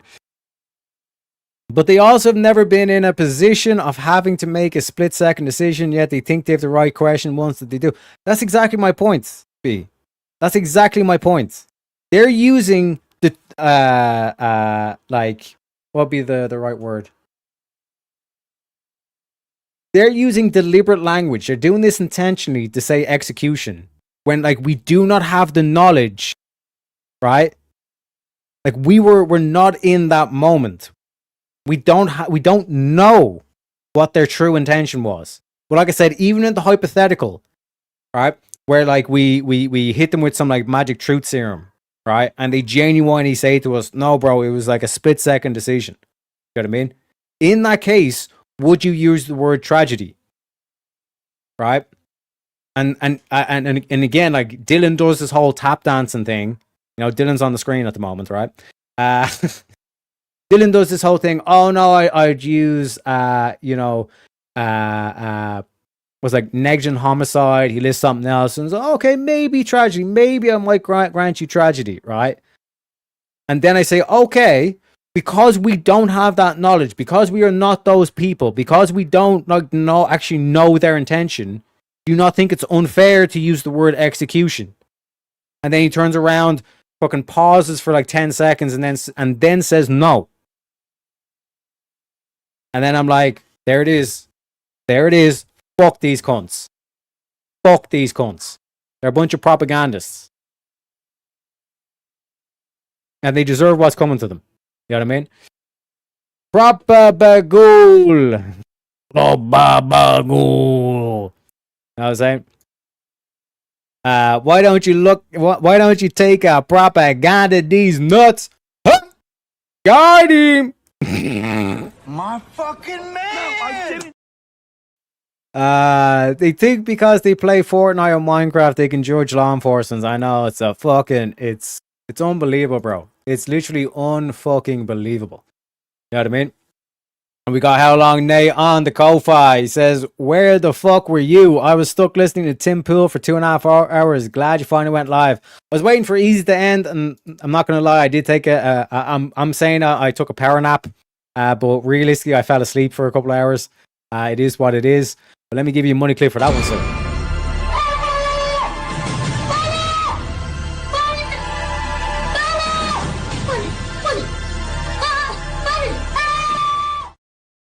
Appreciate you kindly, Nate. Steelborn says, also an execution is the intentional pre-planned ending of a person's life that has been sanctioned by the state. Exactly.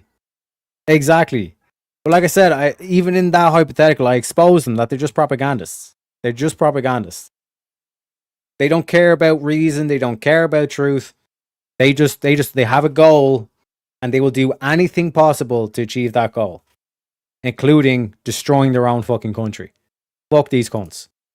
Knew it. Hey, it is what it is. It is what it is. You gotta appreciate the power naps, though. You know what I'm saying? But yeah, that was the execution and tragedy thing. Let's get into the un-American American. Right? This is where I expose these motherfuckers don't believe in America. Don't believe them when they say that they're American, all this kind of stuff. No, my cheeky grin at this stage, because I was absolutely destroying these cunts. Because this is what I think is like the perfect setup, especially with going against lefties. Is Tyler is basically like the accountant dude. He's like the dude with the glasses, but he knows all his facts. He has all his facts listed out. You know what I mean? So he basically had all the legalese and all this kind of shit. And then I was just sitting there waiting for all this emotional argumentation, all this rhetoric and optics thing and framing that they're going to try to do. Because when they go against like two nerdy people, they basically say, okay, we can't beat them on the facts, or like just exposing like our facts and none of the critiques and all this kind of shit. Like the technicalities. We can't beat them on the technicality. So now we're going to try to use the optics and the rhetoric. Whereas if you have two of those guys in a 2v2, it doesn't work. Right? Equally, if you have two like rhetoric guys and optic guys going against these, they'll do the whole like technical game and all this kind of shit. But if you have one rhetoric guy, one optics guy, and then another guy with all the technicalities and all this kind of shit, it's literally unbeatable. You completely fucking decimate them. You know what I mean? And ladies and gentlemen, we've got a guest backstage. Let me introduce. We bring in the studio this morning one of the gay rights activists, Mr. Should I call you Mr.? Mr. How Long Nate, welcome to the show. Hey, good morning. How is everybody? Good. Yourself? Oh, parked up for another day. Not too bad. My man. Yeah. So, yeah, go ahead. Yeah, these guys are morons with the calling it all executions. It wasn't neither one of them were pointed out by the government and said, get that person, right? That's a requirement for execution. They may have been done execution style if they were like already in handcuffs or whatever, but no, that's not even a factor, right? So not execution in any way or shape or form of the definition of execution. 100%. But like that's what I basically exposed with the hypothetical. I was like, hypothetically, like if we brought these guys in and we hit them with some sort of like magic truth serum, right, where they're forced to only speak the truth, and they basically say, no, bro, it was just like an instinct thing. We heard a bang, and we just like fired into him, like a genuine mistake or whatever. Would you then call it a tragedy? Well, you know. Right. Well, you got to understand these are not police officers. These are not prison guards. These are tactical military paramilitary group that are told, you guys watch your ass because these protesters are getting froggy, right? So whether it was guys brought in from Border Patrol section or a different Department of National Security, or if they were actual ICE agents. They're a nationally mobilized SWAT team, and you want them to behave like the neighborhood the neighborhood patrolling officer? No, that's not going to happen. Yeah, I had to change my headset there. What was the last thing you were saying? Oh, if you want these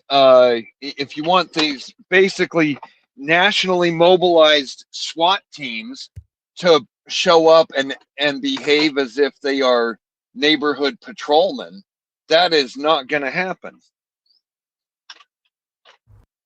100%. You know what I mean? And it, like, if you were to send in like military trained like people on this kind of shit, then it'd be like Trump is sending in the military. This is martial law and all this kind of shit. Do you know what I mean? So that's the whole kind of like dynamic that like they provoke. You wouldn't send in. Yeah, go ahead. Right. You wouldn't send in you wouldn't send in a SEAL team to back up Chicago PD and expect everybody to play nice and shake hands at the end of the day and everybody walks away with a smile, right? 100%. And like that's why like even just the Don Lemon thing, like that whole thing in Minnesota, they were trying to provoke as much as they possibly fucking could, so they could like have a story like that they could provoke where a person lost their life today and all this kind of shit.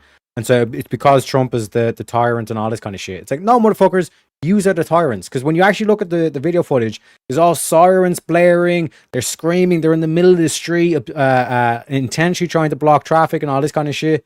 And you're just like, bro, get the fuck out of the way. And they'll do all this kind of like the footage of Alex Preddy the day previously kicking out taillights and all this kind of shit. You know what I mean? So who's the provocateur here? You know what I mean? All right. Yeah, no, for sure. I mean, it's insane to me how little thought the other side actually puts into any of this. It's just, here's the story, run with it. Here's the stick to the story, run with the story. Oh, drop that for about 6 months, and then we'll bring that part back again so that everybody can be upset about it again. You know, it's absolutely ridiculous. 100%. We got another guest backstage. Let me introduce him. We bring in the studio this morning one of the gay rights activists, Mr. Should I call you Mr.? Mr. B Gaming B, welcome to the show. Hey, buddy, appreciate you having me on. No worries, no worries. I think that go on, mate. Yeah, go ahead. No, go ahead. I was just going to say, I think that the ICE agents need more power than they originally have. Like now, you know, they should be like militarized, because I don't think they're even. I know they're federalized, I believe, aren't they? But they need more power from the state to protect them. Yeah, but that's part of the plan. They tried to put you in a position that like no matter what you do, they're just going to paint you off as being the villain. Because like I said, given increased powers and all this kind of shit, it's like, see, he's bringing in the military, it's martial law and all this kind of shit. And then if you don't do anything, then they just continue to do their shit where they basically destroy the West. You know what I mean? And like I guess the stage where it's like you have to just like read through their bullshit, read through their lies. And that's why I say like in this dynamic where you have a 2v2 where you've a rhetorician, or basically a dude that's like, in terms of the optics, he's able to counter all their or neutralize all their optics games and expose their propaganda words and all this kind of shit, as well as a dude that's like technical, like knows the legal and all this kind of shit. That's where you have like a very, very powerful team, because like Dylan and Reinhold here, like they were not able to put up a fight here because Tyler was just killing them on the legalese, then I was killing them on the optics. You know what I mean? And that's like the best way to do the 2v2s, I think. And like me and Steelborn like kind of done the similar thing with Destiny. He was again like, and Destiny does the same thing where it's like Destiny will be the optics guy, and then he'll have some dude who's probably not even on cam who will be doing the whole like he'll have all his like notes and all this kind of stuff and calling up previous cases and there's legal precedents here and all this kind of shit and trying to do all the legalese. Because like, and Steelborn will tell you, like, it got to a stage where like Destiny could not counter my optics. He could not counter my rhetoric. Because like his whole thing was like, Trump is coming after free speech. And it's like, yeah, but he lost the lawsuit. So how's he didn't make any headway, and the justice, the courts ruled against him. So we all celebrate justice, right? And then he had to go into the whole legalese kind of thing. Do you know what I mean? And again, this is like Steelborn will tell you, like, this was completely impromptu. Like, he deliberately took like people like me and Steelborn, like relatively like unknown, like non-names and all this kind of shit. And he was like, "Oh, I'm gonna like, destroy the right wingers and all this kind of shit." It was on Wick TV's panel, and like when you go to the end, when we all left the call, Wick was like, "Oh, this was a shit show. This didn't go anywhere what I thought it was gonna be," and all this kind of shit.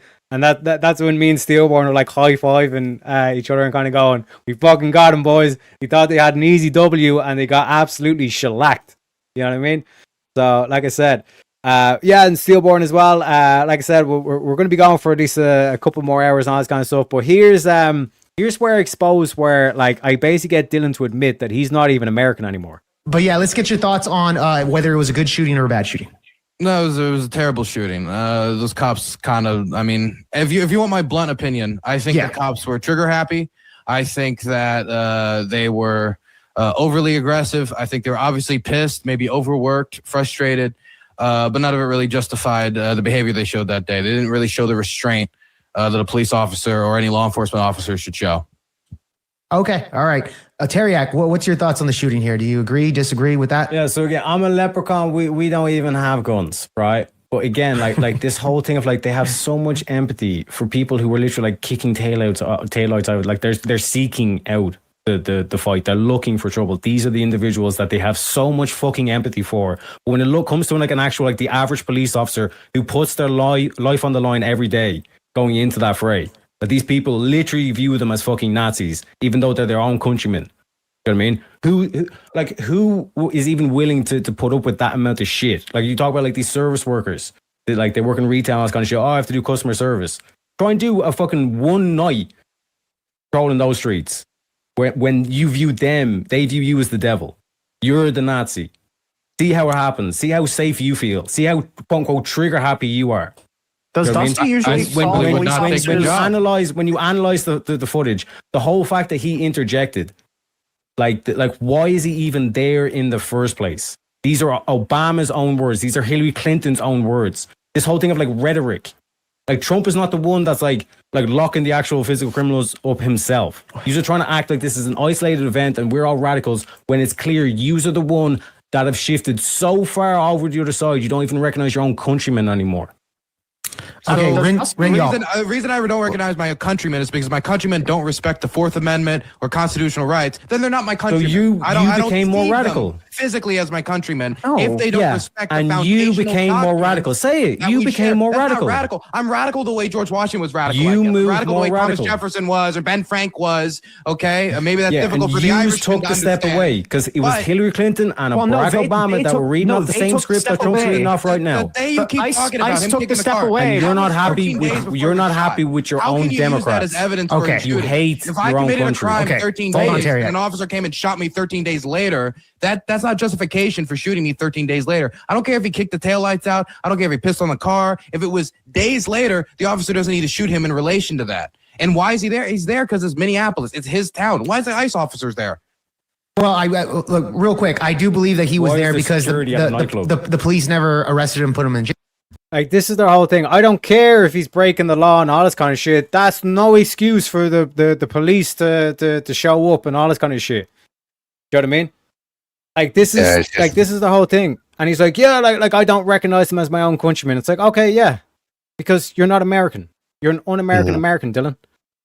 And that's part of the problem. Yeah, they are part of the problem.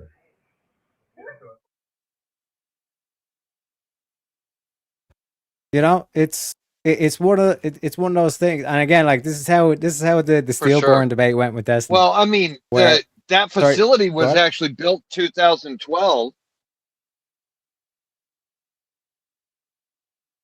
Yeah, go ahead, Nate. My lag is horrible. Sorry. Let me drop down and come back.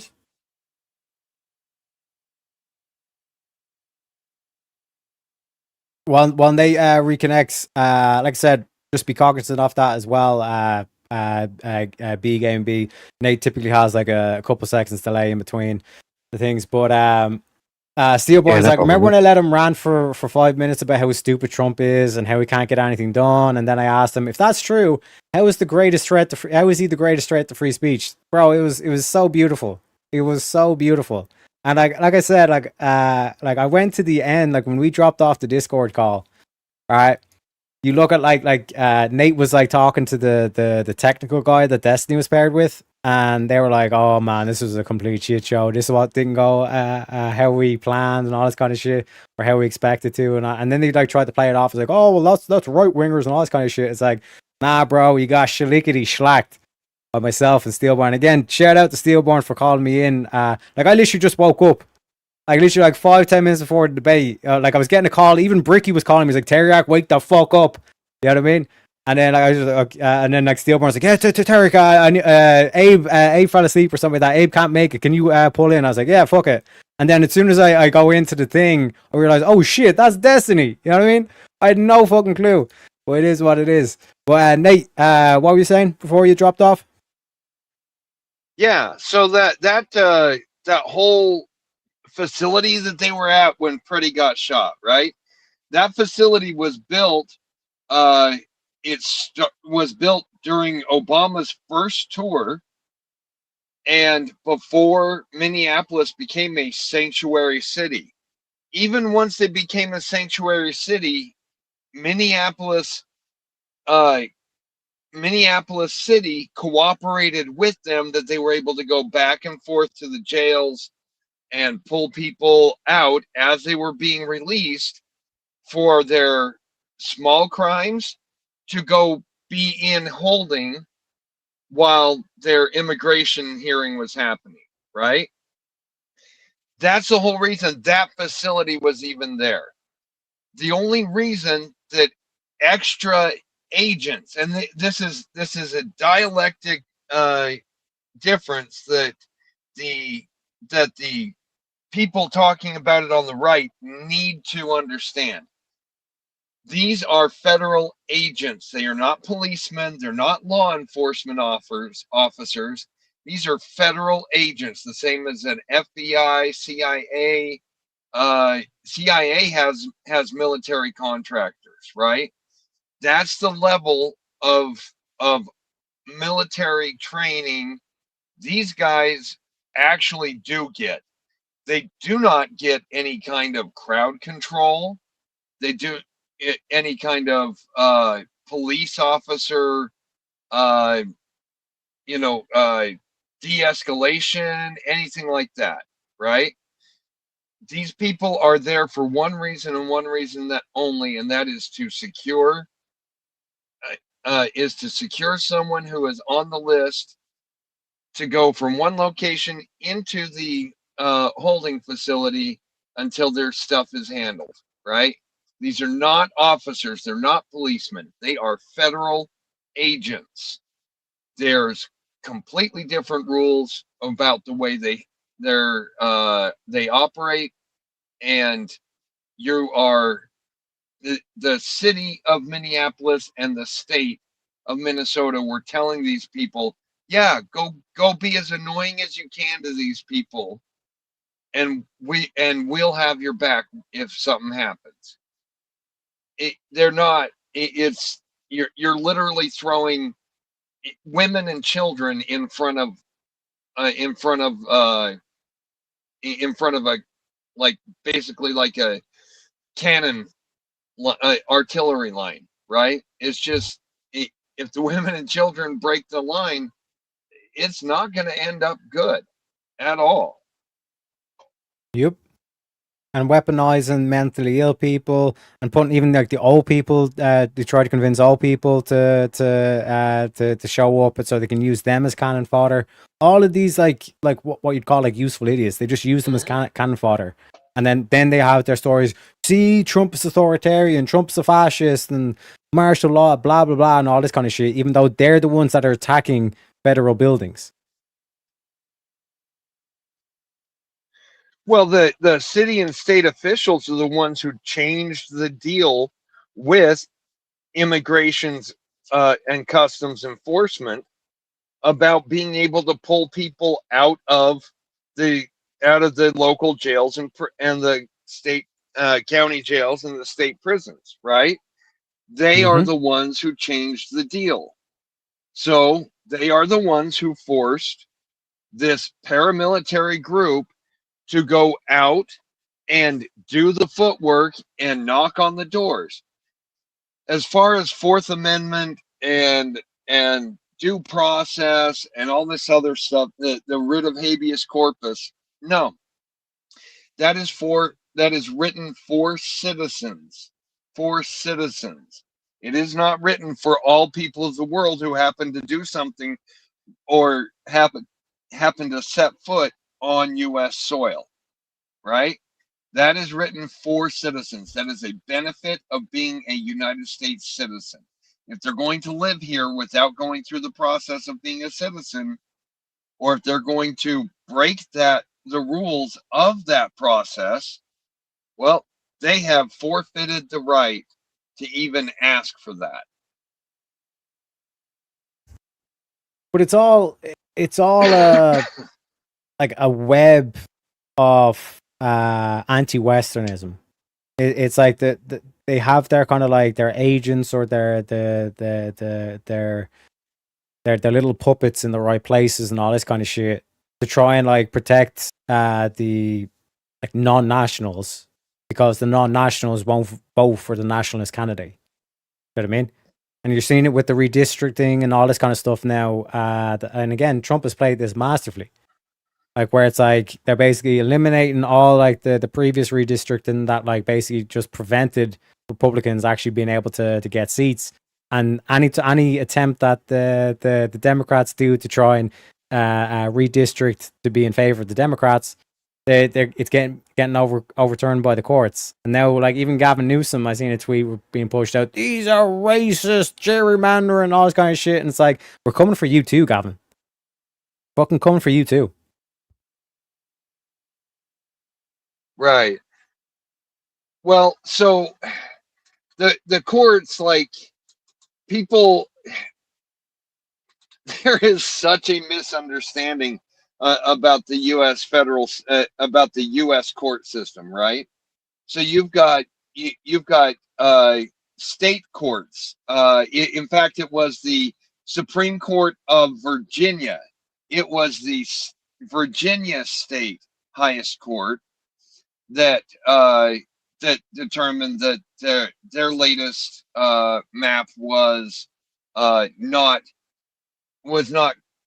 Virginia state constitutional. Not that it wasn't federally constitutional, it's that it went against the state constitution. Each of our 50 states has their own constitution. It'd basically be like every county there in Ireland has their own constitution and agrees to play along with each other under Ireland's constitution, right? So each of the states has their own state Supreme Court, and then outside of that, the majority of the cases that the left keeps citing, well, the Supreme Court said this, the Supreme Court said that. No, it was not Supreme Courts. It was not a Supreme Court judge. It was a local district federal judge. And the Supreme Court has gone back and ruled that a California Supreme Court judge cannot make a ruling against Trump in a matter that happened in Maryland. Does that make sense? Yeah. it's like the whole kind of aspect of like the founding document of America, where it's that like if there's, let's say, a state or like a just like a group of people, like the Amish would be like a good example as well. It's like if they want to do their own thing, let them do their own thing, so long as they're not violating these federal laws. Like that's basically the whole point of the federal government, is not to dictate what every single state should be doing. It's like, you have your own thing, but here are these key laws or like rights that you cannot violate. You know what I mean? But as you're pointing out, it's like it's like a web of Right. like anti-Westernism. Well, so- that yeah, go ahead.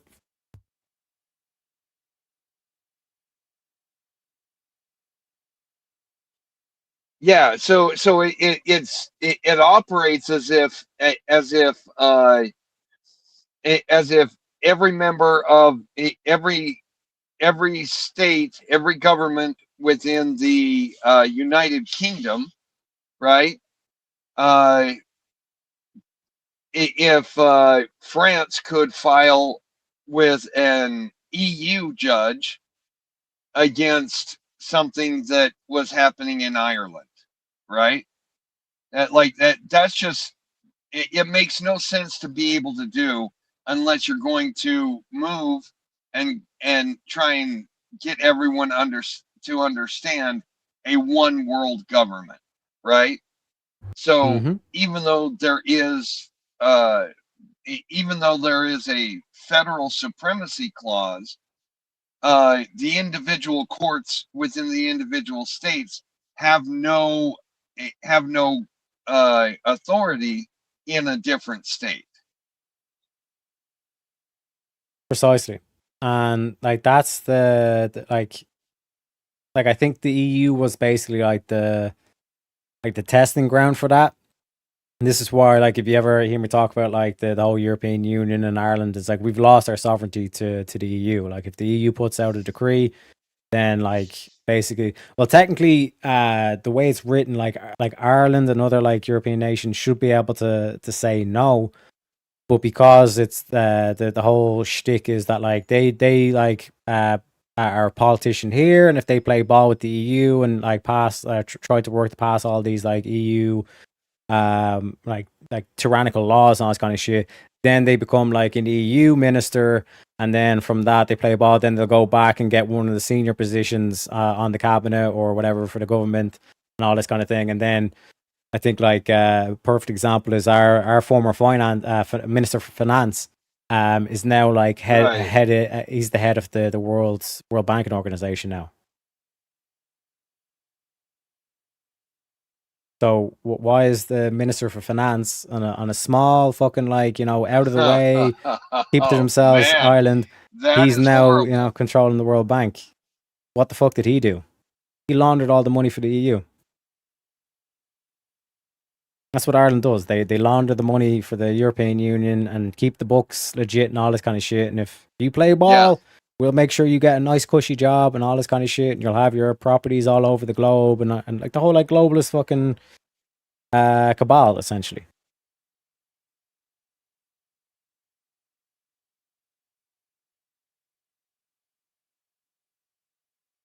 Yeah, but I don't know. These guys, these leftists are literally working to destroy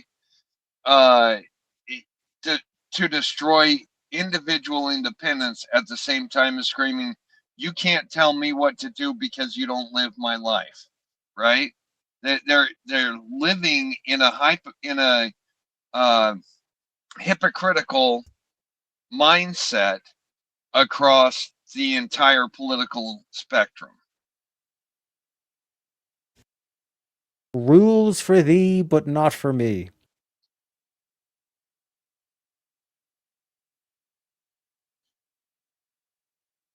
Which is again the definition of tyrant and all that, you know. But Anyway, let's my get lag keeps getting bad, so I'm gonna drop down and listen from the chat. yeah, no worries, no worries. Appreciate you coming on, Nate, and thanks for the donation as well.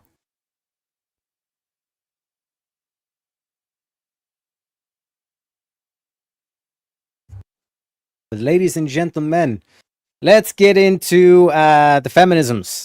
And like I said, this is what I love doing. I love driving these fucking lefties crazy. And none better than the feminists, okay? This is perhaps the quickest rage quit in debate history. This is like 15 minutes, not even 15 minutes, 14 minutes, 40 seconds, right? And again, shout out to Jake for hosting this, right? And this is what, like, I talk about with like the technical dude and the optics guy. So, all right, one sec there. I'm gonna drop you there because we just hear it true. But in terms of the Dame on here, the British dude to my left, he's again beautiful debater. He's quite eloquent. He has the British accent as well. Absolute beast in terms specifically in terms of like going after like the technical and making the technical arguments and all this kind of stuff. And then you got the lovable leprechaun there with the optics and the rhetoric and just keeping the others in check. But this was a thing of beauty. Like me and Damon had spent, I think, like at least a month in terms of like getting our shit together for this one and all this kind of thing, because the trans thing is one thing, right? Like even if you eliminate that, like the trans thing is like a non-issue per se, because like I kind of explained, if you let the trans movement run its course, you're essentially just going to wipe out all the gays anyway. You know what I mean? You have to put up with the annoying fucking trans thing and all this kind of shit, but as we see from like the medical stuff and all that, like go back and see like the results from like transsexual operations, they end up just like self-deleting themselves. So like that kind of issue kind of resolves itself. But the feminisms, that's a big danger, because that's 50% of the population, and they play on the whole like sisterhood aspect as well. You know what I mean? So in terms of the aspect here, this is a thing of beauty, ladies and gentlemen. Let's get into it. All right, cool. Well, yeah, I mean, basically, I think it's just the issue that we've got predominantly with modern feminism is that it pretends to fight for women, yet in practice, it often undermines them by attacking traditional gender roles specifically. And in doing so, it strips women of the very choices, values, or attributes that once gave them strength and purpose and respect. So now pay attention to Jane. Jane, the message, right? She she's already like both of them like Socrates like already put his head up, and Jane here is like shaking the head and all this kind of thing. Because what Damon's going to do is like Damon's going to grant them first wave feminism and say, yeah, like we can see your critiques in first wave feminism and all this kind of shit, but the rest of it, and especially modern day feminism, it's just complete craziness and all this kind of shit. So like Damon's whole kind of like perspective here is to come across as like the reasonable guy and say like, I can like, you know, like grant you a couple of things and all this kind of stuff, but here's like these critiques, and this is why feminism is actually misogynistic, right? That was the debate prompt, that feminism is misogynistic. And like I said, you'll see Damon he plays it very masterfully. Instead of truly empowering them, it kind of pressures or gaslights them into willingly abandoning exactly that which makes them unique, by dismissing motherhood, family, and their very femininity as being weaknesses. So I think in doing so, modern feminism's kind of become ironically misogynistic, by devaluing women's natural roles and convincing them that to be equal, they must first reject that which is inherently feminine or female. And I think when debating things like traditional gender roles, which get attacked, we often kind of, it gets suggested that they're products of the patriarchy, systems of oppression, or natural developments of humans.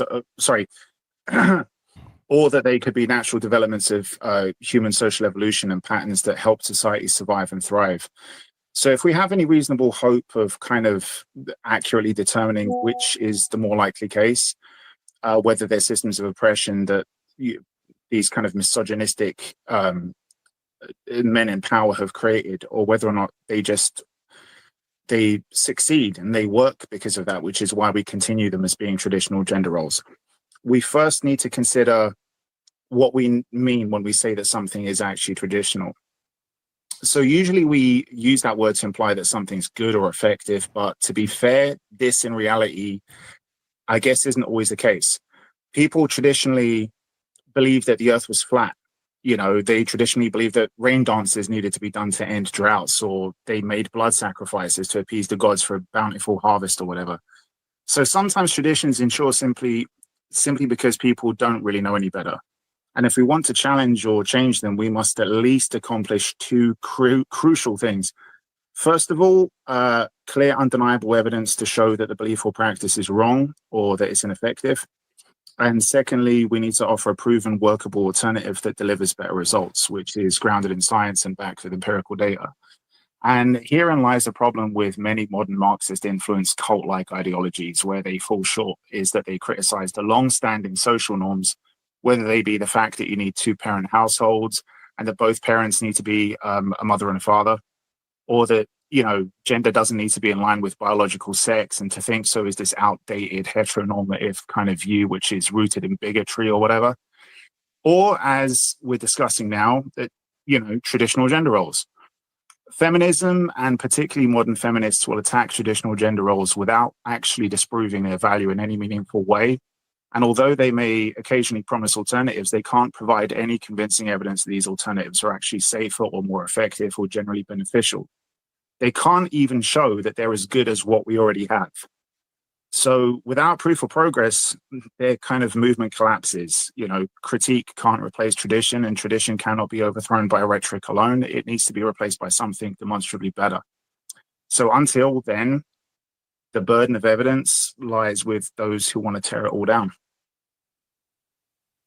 Okay, with that being said, Teriak, you can go ahead and have your time.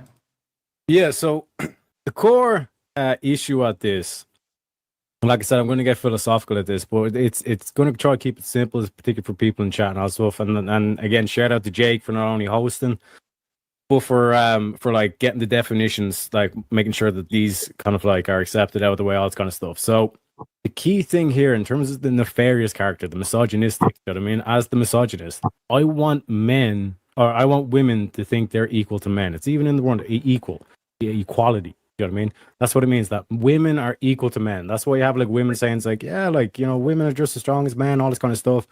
We like for example, like if I am a misogynist, I want a society where like a man can openly beat the shit out of a woman and face no repercussion. You know what I mean? And when we looked at the Olympics, this last Olympics, we had a man beat the shit out of a woman and not only getting no punishment, but got rewarded. You know what I mean? So this whole thing of like women equality, women equal to man, man equals woman, that's how you get the whole trans thing. You know what I mean? Jane is already freaking out, right? And like I said, like just be able to demonstrate like the clear-cut example where it's like back in my day, like a dude beating the shit out of a woman, he got prison time. You know what I mean? But nowadays, he gets handed a gold medal. You know what I mean? So you put that in the thing, and then you get Jane like basically staring into her screen like she's about to lose her fucking shit. I mean, and like when you look at the aspect and like the follow through across like the whole kind of like dynamic to it, the mere fact that they say that like they deny motherhood, they think that motherhood is like oppression, when motherhood itself is like the fundamental defining difference between what defines a woman to a man. A woman can become a mother. A man can't become a mother. You know what I mean? So it's like once you look at it from the society level, as a society, like women are like 10 times more, like they're infinitely more valuable than men. Men are disposable. That's why we send men to war. That's why men do the dirty jobs. You know what I mean? Because like we need to protect women. If we're going to repopulate and we only have one woman, that's only one kid every 9 months. So we've got 10 women or more. You know what I mean? Now we're multiplying and we give night kids, all this kind of stuff. You know what I mean? So the mere fact that they deny their superpower, like imagine like writing a comic book, Jake, right? Yeah. Would you read this comic book? Like I know you do anime and all this kind of shit. And here's the story, right?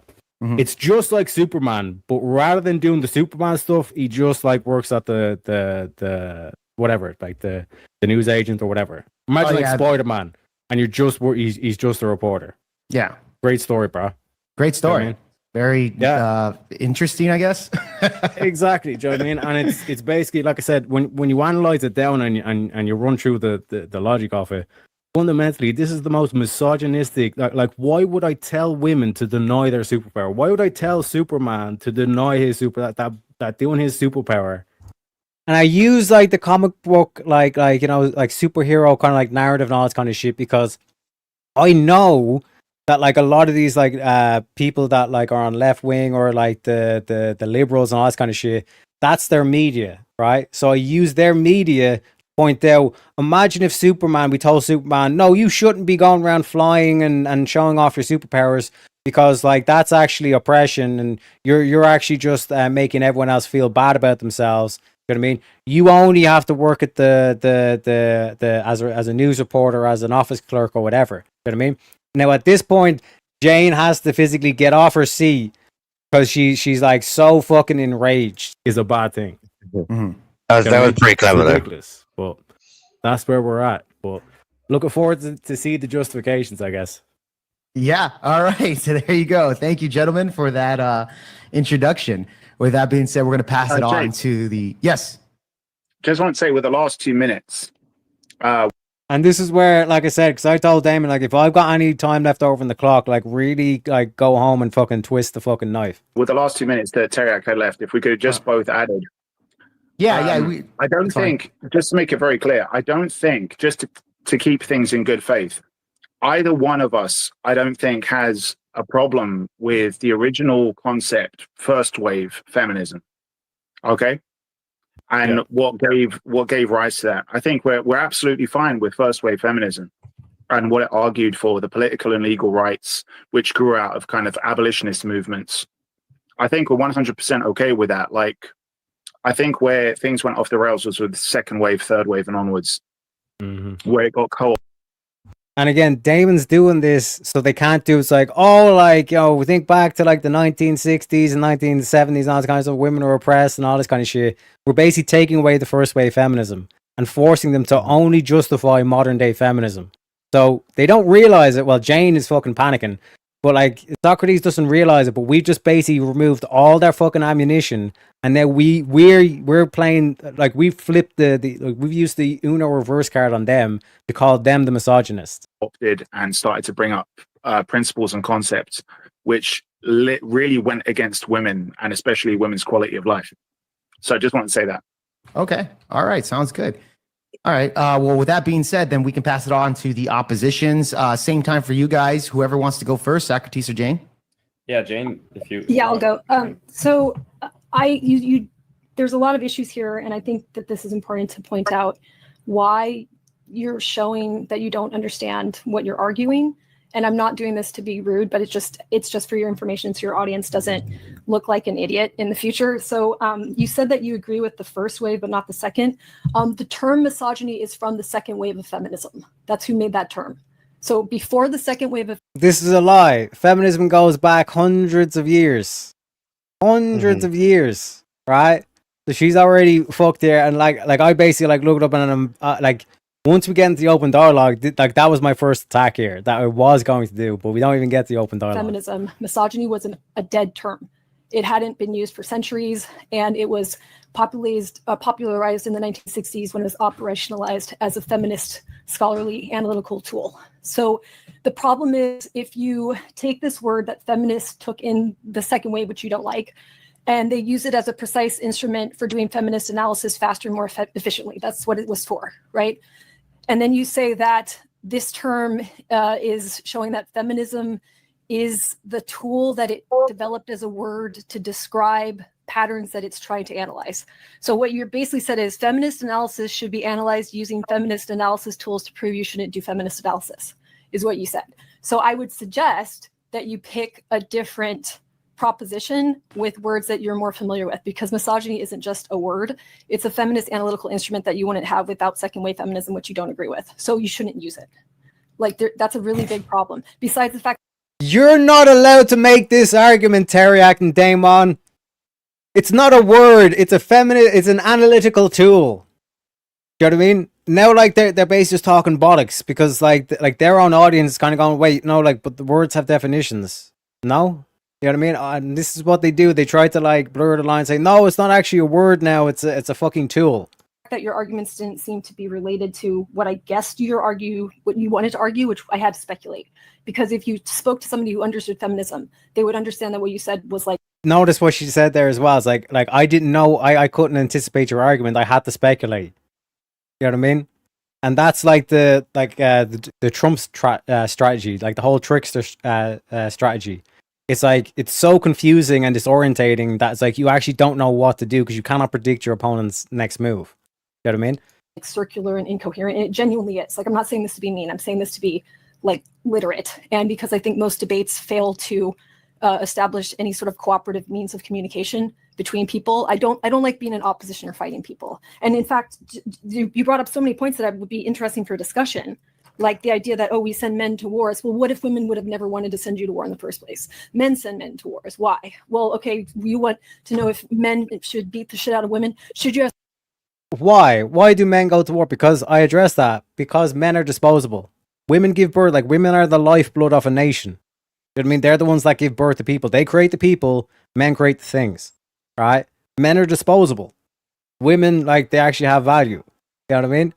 And again, like she's basically like her brain is fried because like she does not have the propaganda to actually knock down this argument because we put them in the position where we've taken away their first wave feminism that they always go back to, and we force them to justify modern day feminism, and they can't do it. She also did that's her own argument by saying you don't understand feminism, but they're the same people that don't understand what a woman is.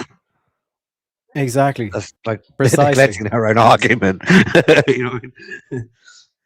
Sports where people regularly get concussions that lead them to be more violent because of traumatic brain injury.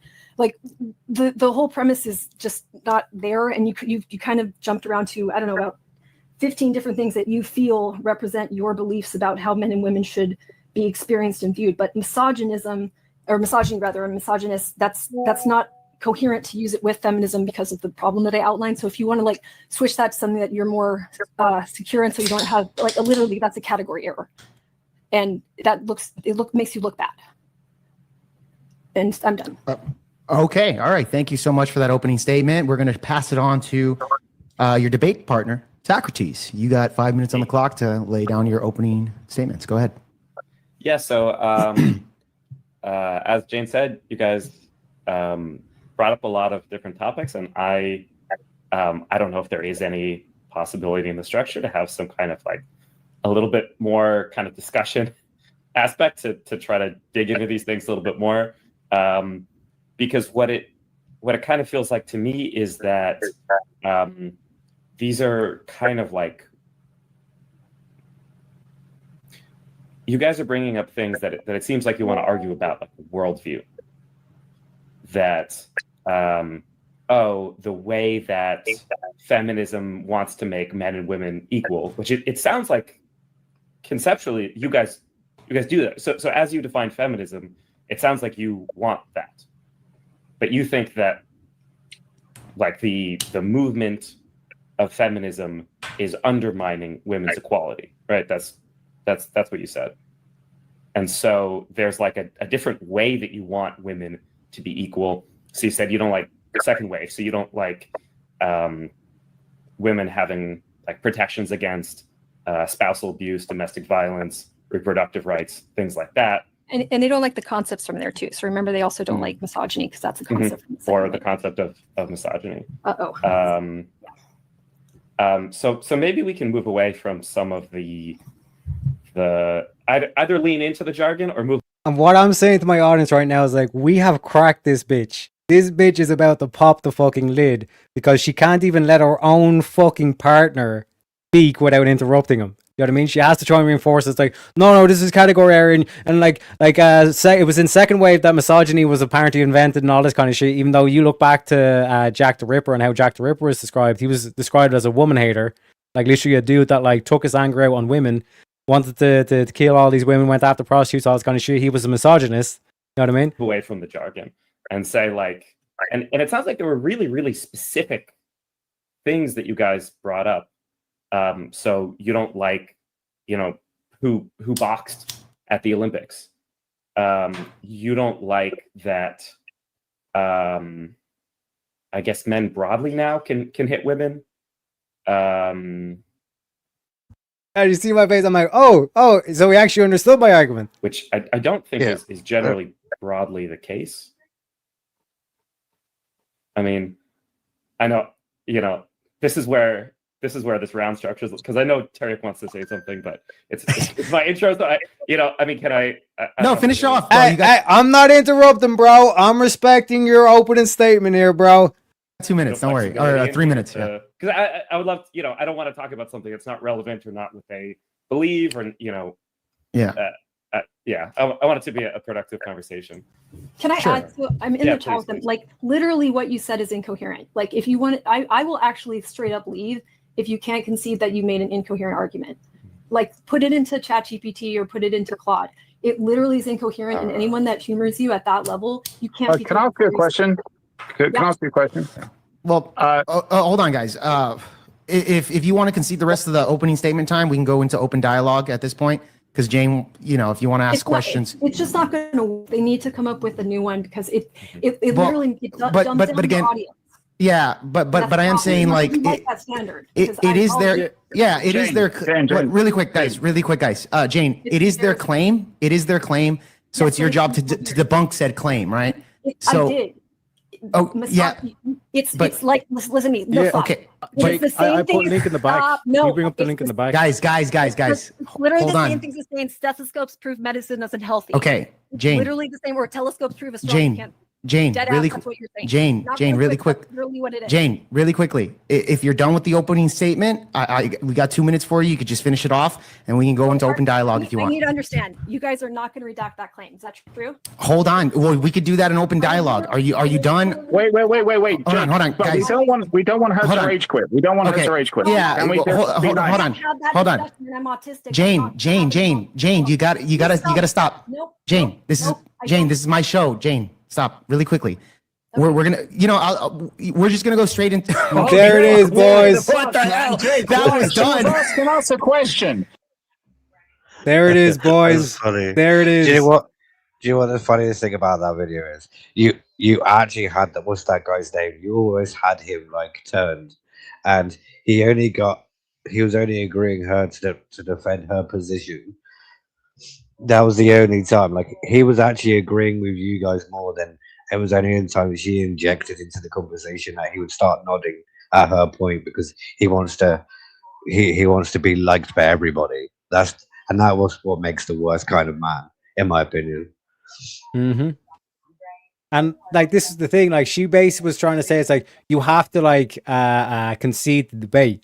Because like from my intro, like I've basically just like proved apparently that it's not misogynistic or that you guys are like incoherent on this kind of shit. So like all she really has is like you guys' argument is incoherent, and it's like okay, like explain how, and they're not able to do it because there is no propaganda to fight back against this position. Because who in their right mind would even dare say that modern day feminism is actually misogynistic? You know what I mean? And like she got so angry the fact that you turned that on them. It's like she was raging. That was funny. That was clever like tactic. Because like Damon was the one that says, okay, we're going to accept first wave feminism because that basically just completely disarms them. Because then they can't call us like the woman haters and try to do the typical thing to try and paint us in the position. Like before, like the moment they accepted the debate, they basically lost because they're not going to be able to combat this. You know what I mean? And welcome in unapologetic preacher, my man, Rev Russ. It's like saying the argument is incoherent doesn't mean squat. You know what I'm saying? You have to prove and provide justification of why it's incoherent. You know what I mean? And like I said, when I was saying Jake, there's a link in the back, was me like proving through the history that like misogyny has actually been used for a long time, not just like the feminism thing and all this kind of shit. You know what I mean? So glad you enjoyed that one, boys and girls. You had that Clinton by the balls. Exactly. You know. Doing well, just rather short weekend. Hey, sometimes you gotta put in the extra hours, you know what I'm saying? A bit of overtime maybe, or well, at least you get paid good for the overtime at least. Hopefully at least get paid for the overtime as well. But ladies and gentlemen, we're gonna land on the final thing, which was the UFO files. Now there's a lot of stuff coming out and like people saying it's like it's a psyop and all this kind of shit, which, you know, probably is, not gonna lie, but it's one of those like noble psyops, I would say.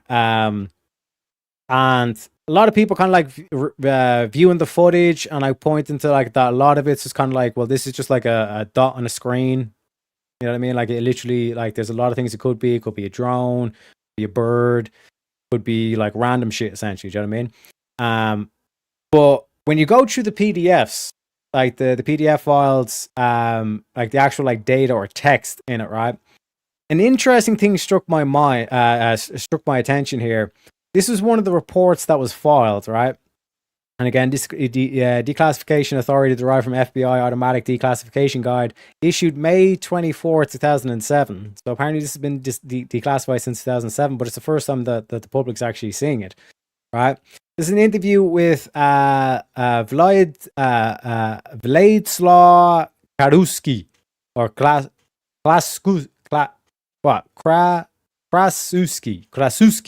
Comrade Krasuski, right? And this is recorded at the 11th of the 7th, 57. So it is the 7th of November, 1957. And again, we have like the kind of the photocopy here. Let me twist my head. So again, it's just kind of like the date, the dude that took it, and then hosts interview with Vladislav Krasuski, right? So again, like we have some kind of like things that are drawn here. Interesting stuff. It's like, wait, what the fuck's going on here? It's kind of like a circle. It's kind of different things going on. All this kind of stuff, right? So let's get to the good stuff. All right, what does it say up here? Yeah, that's just the name. So again, I think it's like Rosenbaum is the thing here. Dude that basically, aka Volter.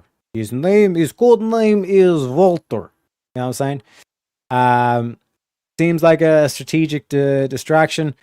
Part and parcel. Because like I said, this is basically goes back to a dude that has witnessed something in 1944 when he was a prisoner of war. Well, apparently a prisoner of war. So basically from director, unidentified flying objects. Mr. Krasuski, 5457 JOS. Campow, Detroit 11, Michigan. Addressed letter dated November 4 to Robert Cutler, who is special assistant to the president, stating, quote, I might have some, and this is from Krasuski, says, I might have some information about the rocket in Texas. You know what I'm saying? I heard about it on the Polish radio program. I would like to know to whom I could speak to, unquote. Immediately interview Krasuski for any information he might have. Bulifies reflect no information regarding Krasuski. Right. So here's the official report again. Detroit, Michigan, November 7th, 1957. Unidentified flying objects. In response to a letter directed by him to Mr. Robert Cutler, Special Assistant to President Dwight D. Eisenhower, reflecting that he might have some information about rocket in Texas. Vladislav Krasuski, 5457. Joseph Campow, Detroit, was interviewed November 7, 1957, and furnished the following information. Born in the state of blank, Krasuski was brought from Poland as a prisoner of war to good old Galsien, approximately 30 miles east of Berlin, Germany, in May 1942, where he remained until a few weeks after the end of World War II. He spent the following years at displaced persons camp at Cork, Strasbourg, Offenburg, Milheim, and Freiburg, Germany. He attended a radio technician school at Freiburg, and for about a year he was employed in a textile mill at Lörrach, Baden, Germany. He arrived in the United States at New York, May 2nd, 1951, via the SS General Stewart as a displaced person destined to the Reverend Father Petro Volkovsky, Hamtramck, Michigan. His alien registration number, since May,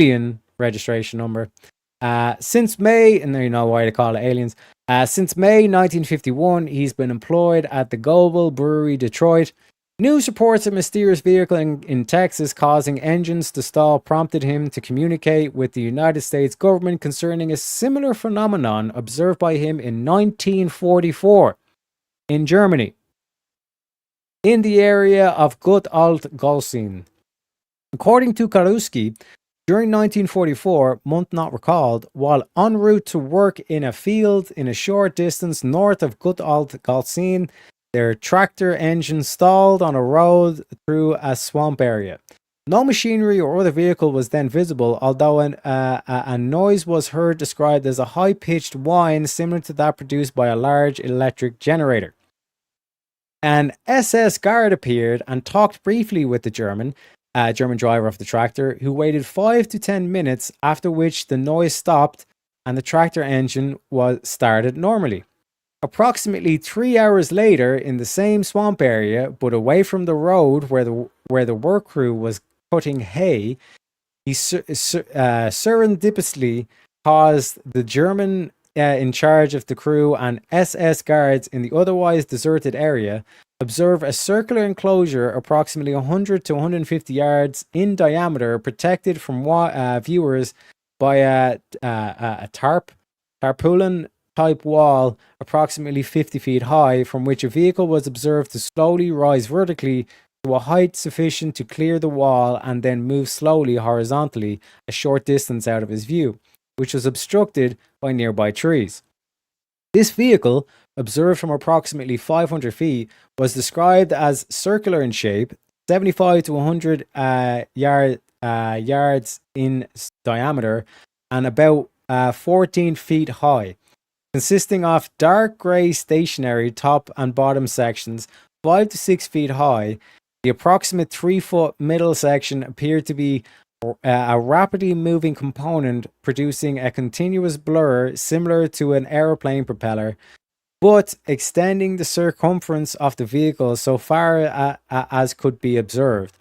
The noise emanating from the vehicle was similar but of somewhat lower pitch than the noise previously heard.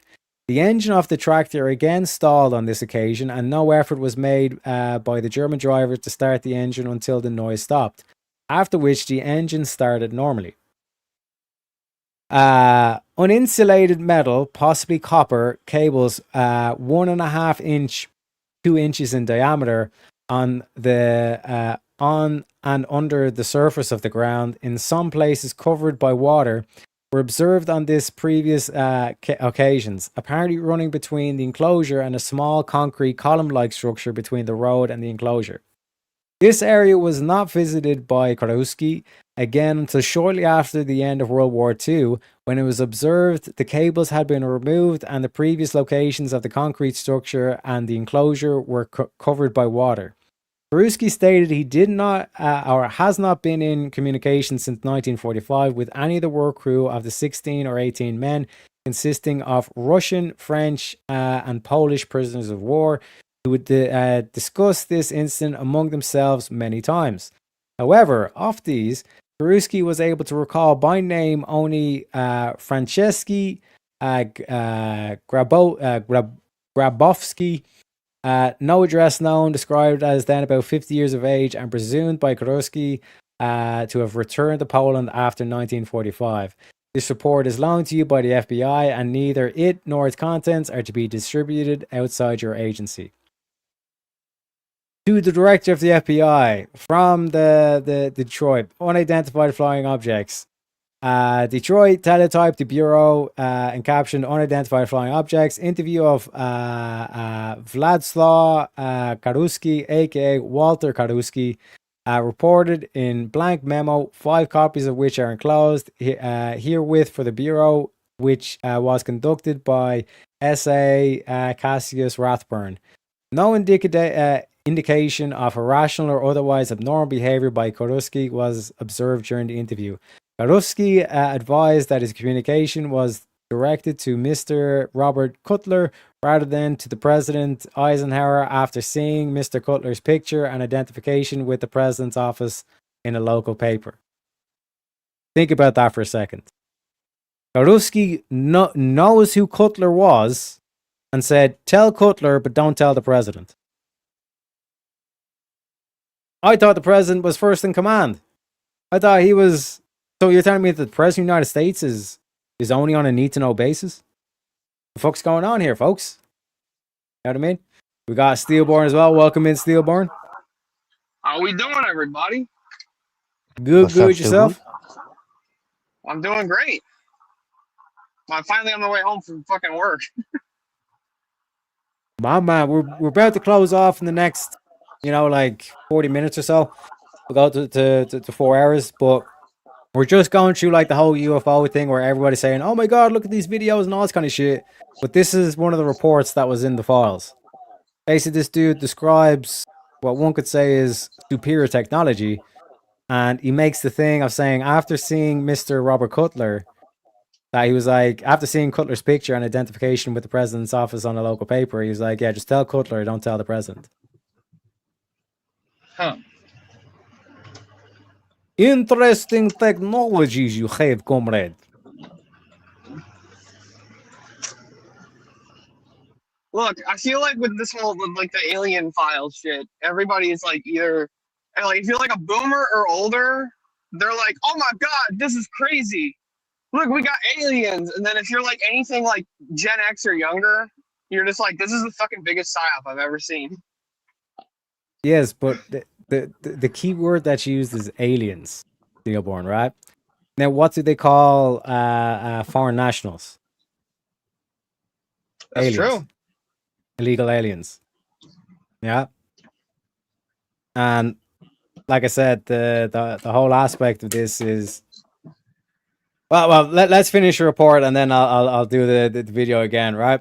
So this is the rebuttal, November 6th last. Władysław Kaluski, aka Walter Kaluski, was German prisoner of war May 1942 until summer of 1945. Arrived in New York May 2, 1951 as get the word like displaced persons. And that's the number. Kaluski, upon interview, advised that while German prisoner of war during 1944 observed a vehicle described as circular in shape, 75 to 100 yards in diameter, approximately 14 feet high, the vehicle was observed to slowly rise vertically to height significant to clear 50-foot wall and move slowly horizontally a short distance without out of the view of obstructed by trees. Engine of tractor failed to operate during this period, and was it like one other occasion when high-pitched whining noise heard in area. No indication of mental instability during interview. Further details follow. And then, dear sirs, my organization would appreciate any information that you could send us on unidentified flying objects, specifically if those sightings in your area as early as spring this year. We'll greatly appreciate any information that you could send us on the subject. Thank you for your time and cooperation. And here's another one. Dear Mr. Lysick, this is to acknowledge your letter on October 2nd, 1966. Please be advised that this office does not have the information you requested. It is possible that the United States Air Force, Wright-Patterson Air Force Base, Dayton, Ohio, may have the proper agency to contact. Very truly yours, special agent in charge. So, in terms of the aspect here, like what's being described is like these devices are not like quote unquote alien. They're not angels. They're German technology. They're like man-made. And a particular characteristic of these devices is it basically shuts down electronics. Like if one of these things are flying nearby, all your electronics will cut off. Why the tractor's engine stalled. So then, one sec, let me show you the footage. Where is it?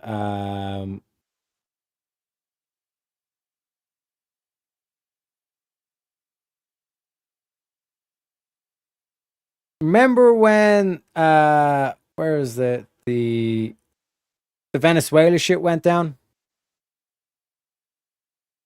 Where is it? Yeah. Like, was there anything that kind of like you noticed with that video that was put out about the Venezuela thing? Not off the top of my head. I'm doing a blank right now. Venezuela, US. footage.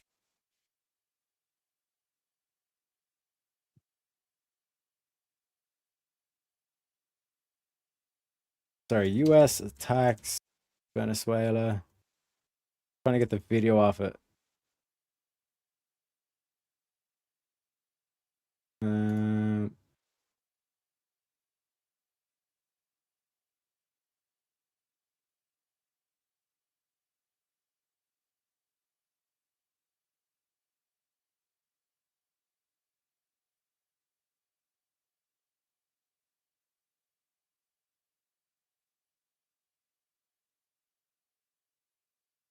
Right. I can't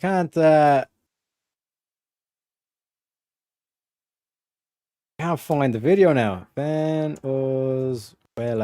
What the fuck do you spell Venezuela? V-E-N-N-E. You found it, yeah? Maduro. Oh, yeah, U.S. captures Maduro.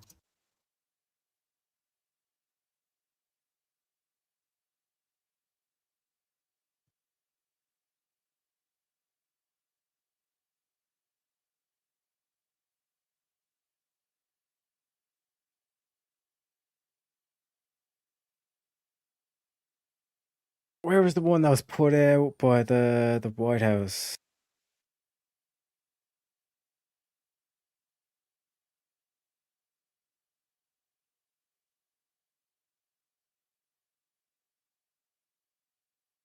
Oh wait, sorry, Stillborn.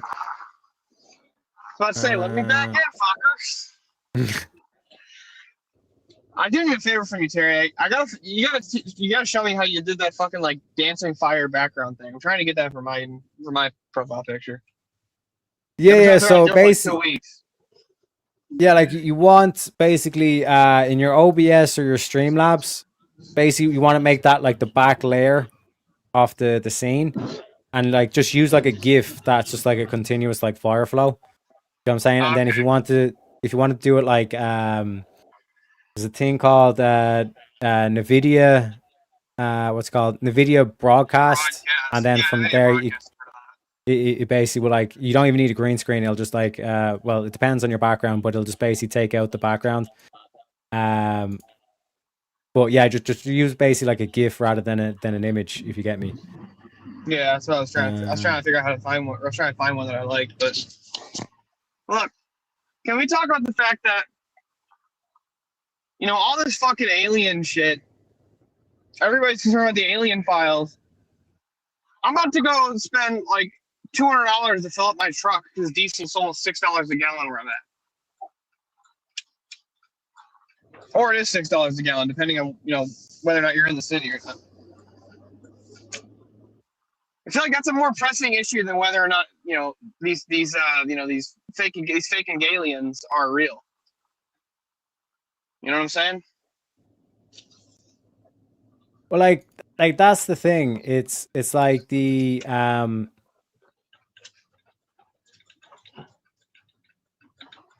like that's the main focus. Like for the average person, that's going to be like a huge thing in terms of like the concern and all that kind of stuff, because a lot of people have not been kind of like paying attention to shit they should be paying attention. So like, for example, like in Europe, Germany specifically, the way like the pensions work is that you need like if so long as there's 5 workers for every one retiree, it's like it's just possible for like that one retiree's pension to be paid, right? But you need at least 5 workers. And when it was first theorized by or put into play by von Bismarck, like there was like over 70 workers for each pensioner, so there was more than enough going into and all this kind of shit.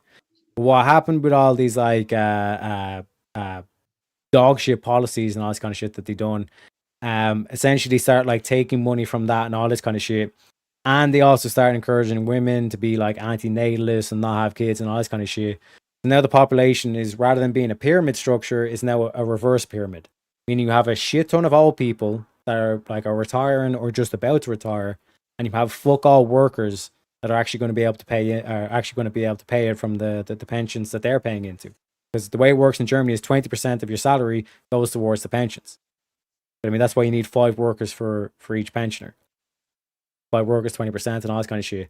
That like ratio right now is somewhere between 2 to 3, like 2.5 workers for each 1 pensioners.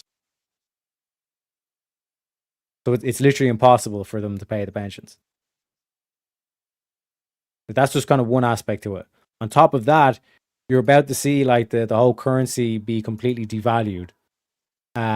So if you didn't invest any of your money in, for example, like crypto or real estate or gold or anything like that, you're kind of fucked. You know what I mean? Like that's basically what's about to go down. But like I was explaining at the start of the stream, like this is like there's a quote unquote plan that's going to like remedy like this whole kind of situation. In terms of like all like the multi facets that like is due to like the pensions and the devaluation of the currency and all this kind of shit, right? Because like I said, if you're like one of these like communists that like took out a massive student loan,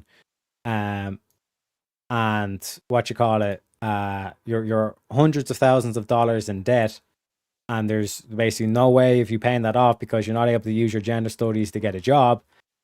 You're in a bit of a pickle. But let's say if they started conscripting for like the European army and all this kind of shit, now all of a sudden like you're kind of like quite tempted to go in and actually, you know, do the military and all this kind of stuff because you're going to get your debt paid off. Like I said, look at the stuff that's coming out of Ukraine, all this kind of stuff with the drone warfare. You haven't a fucking hope. But what might be one, I still can't find this video and it's pissing me off. White House video of Maduro capture.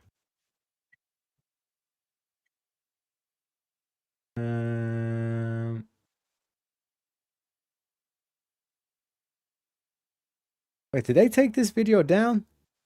This is crazy they took this video down. Is this it? I do apologize, chat. I should have had it like preloaded before. Thingamabob.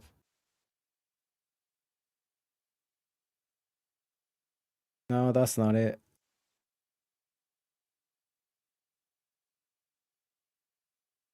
This it?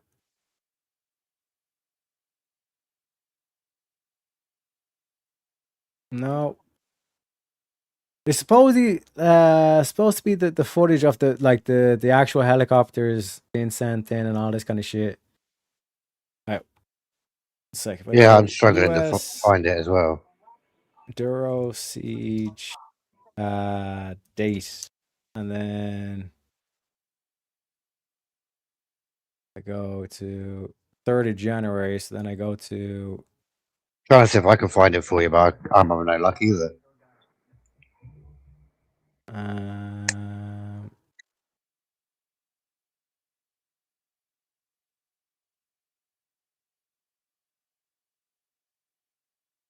Okay.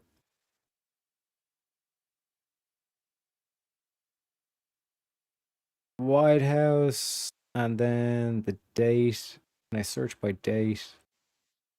Yeah, from back in January, day we'll say. No, just we'll say 2nd to the 4th. No, let's say 5th January 2026.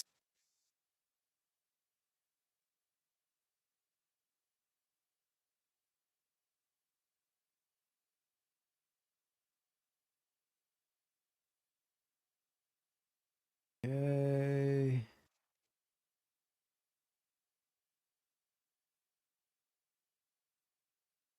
I think they took it down. Crafty little bastards. Like, let me just make sure. Do 1st to the 5th.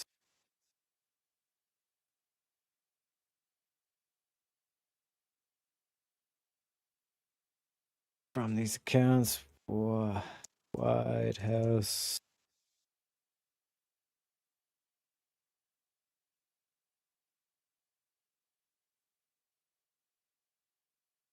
Okay, quite odd. Okay, let me just do all accounts. First, 5th, 6th, 2026. Let me do second, 4th. Search this.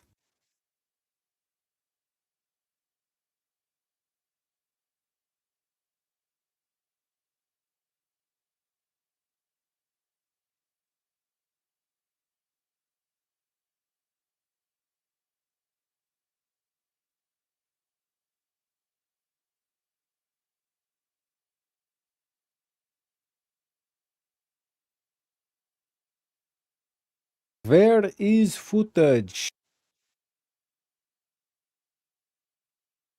Anyways, if anybody finds the footage that I'm talking about, essentially it's like it's this whole thing of like where it's like in the dead of night and you see like the helicopters coming in and all this kind of shit. Well,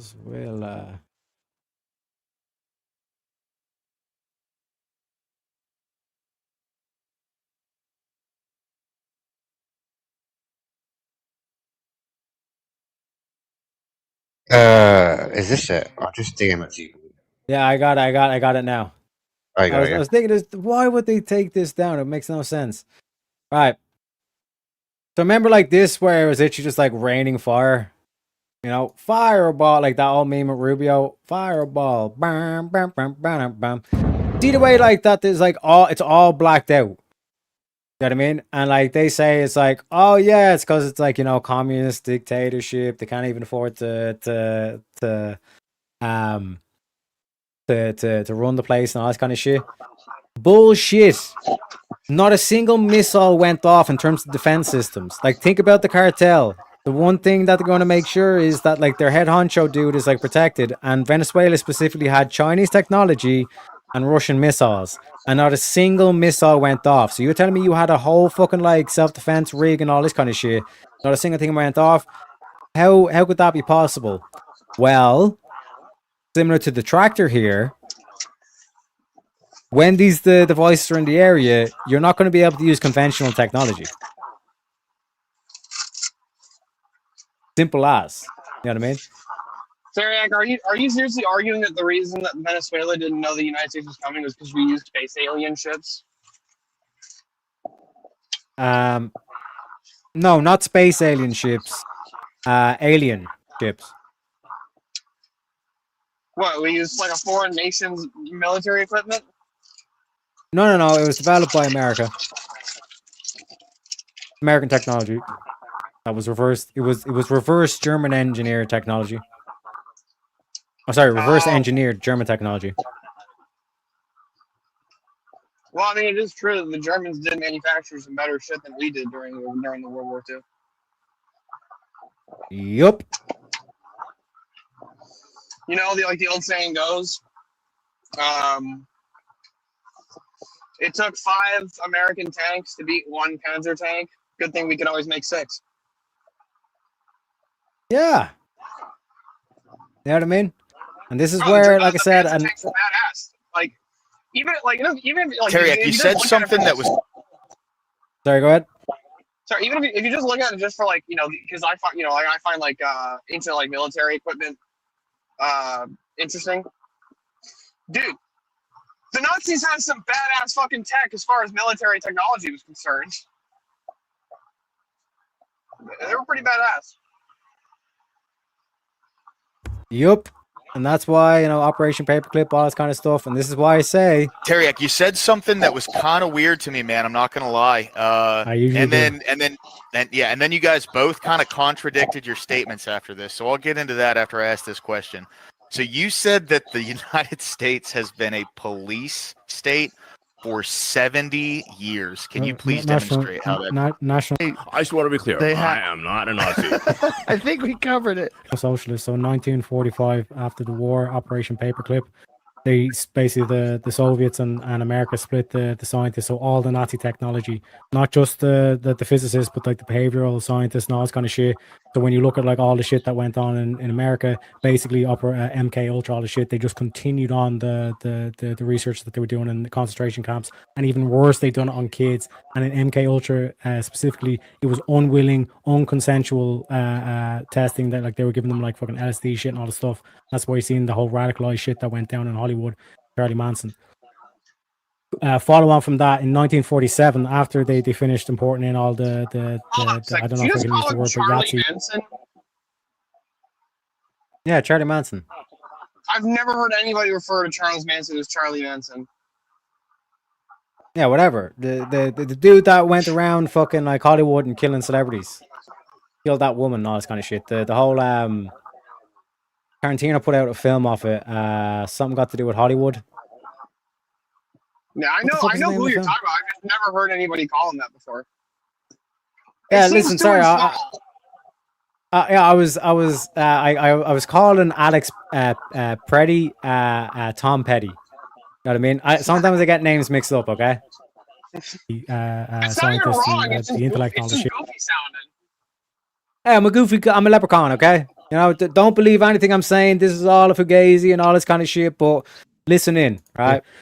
Essentially, It's like, look, like you know old Addy from World War II. That guy was a great painter. It's like, yeah, the Austrian painter. Yeah, old Addy, you know. Yeah.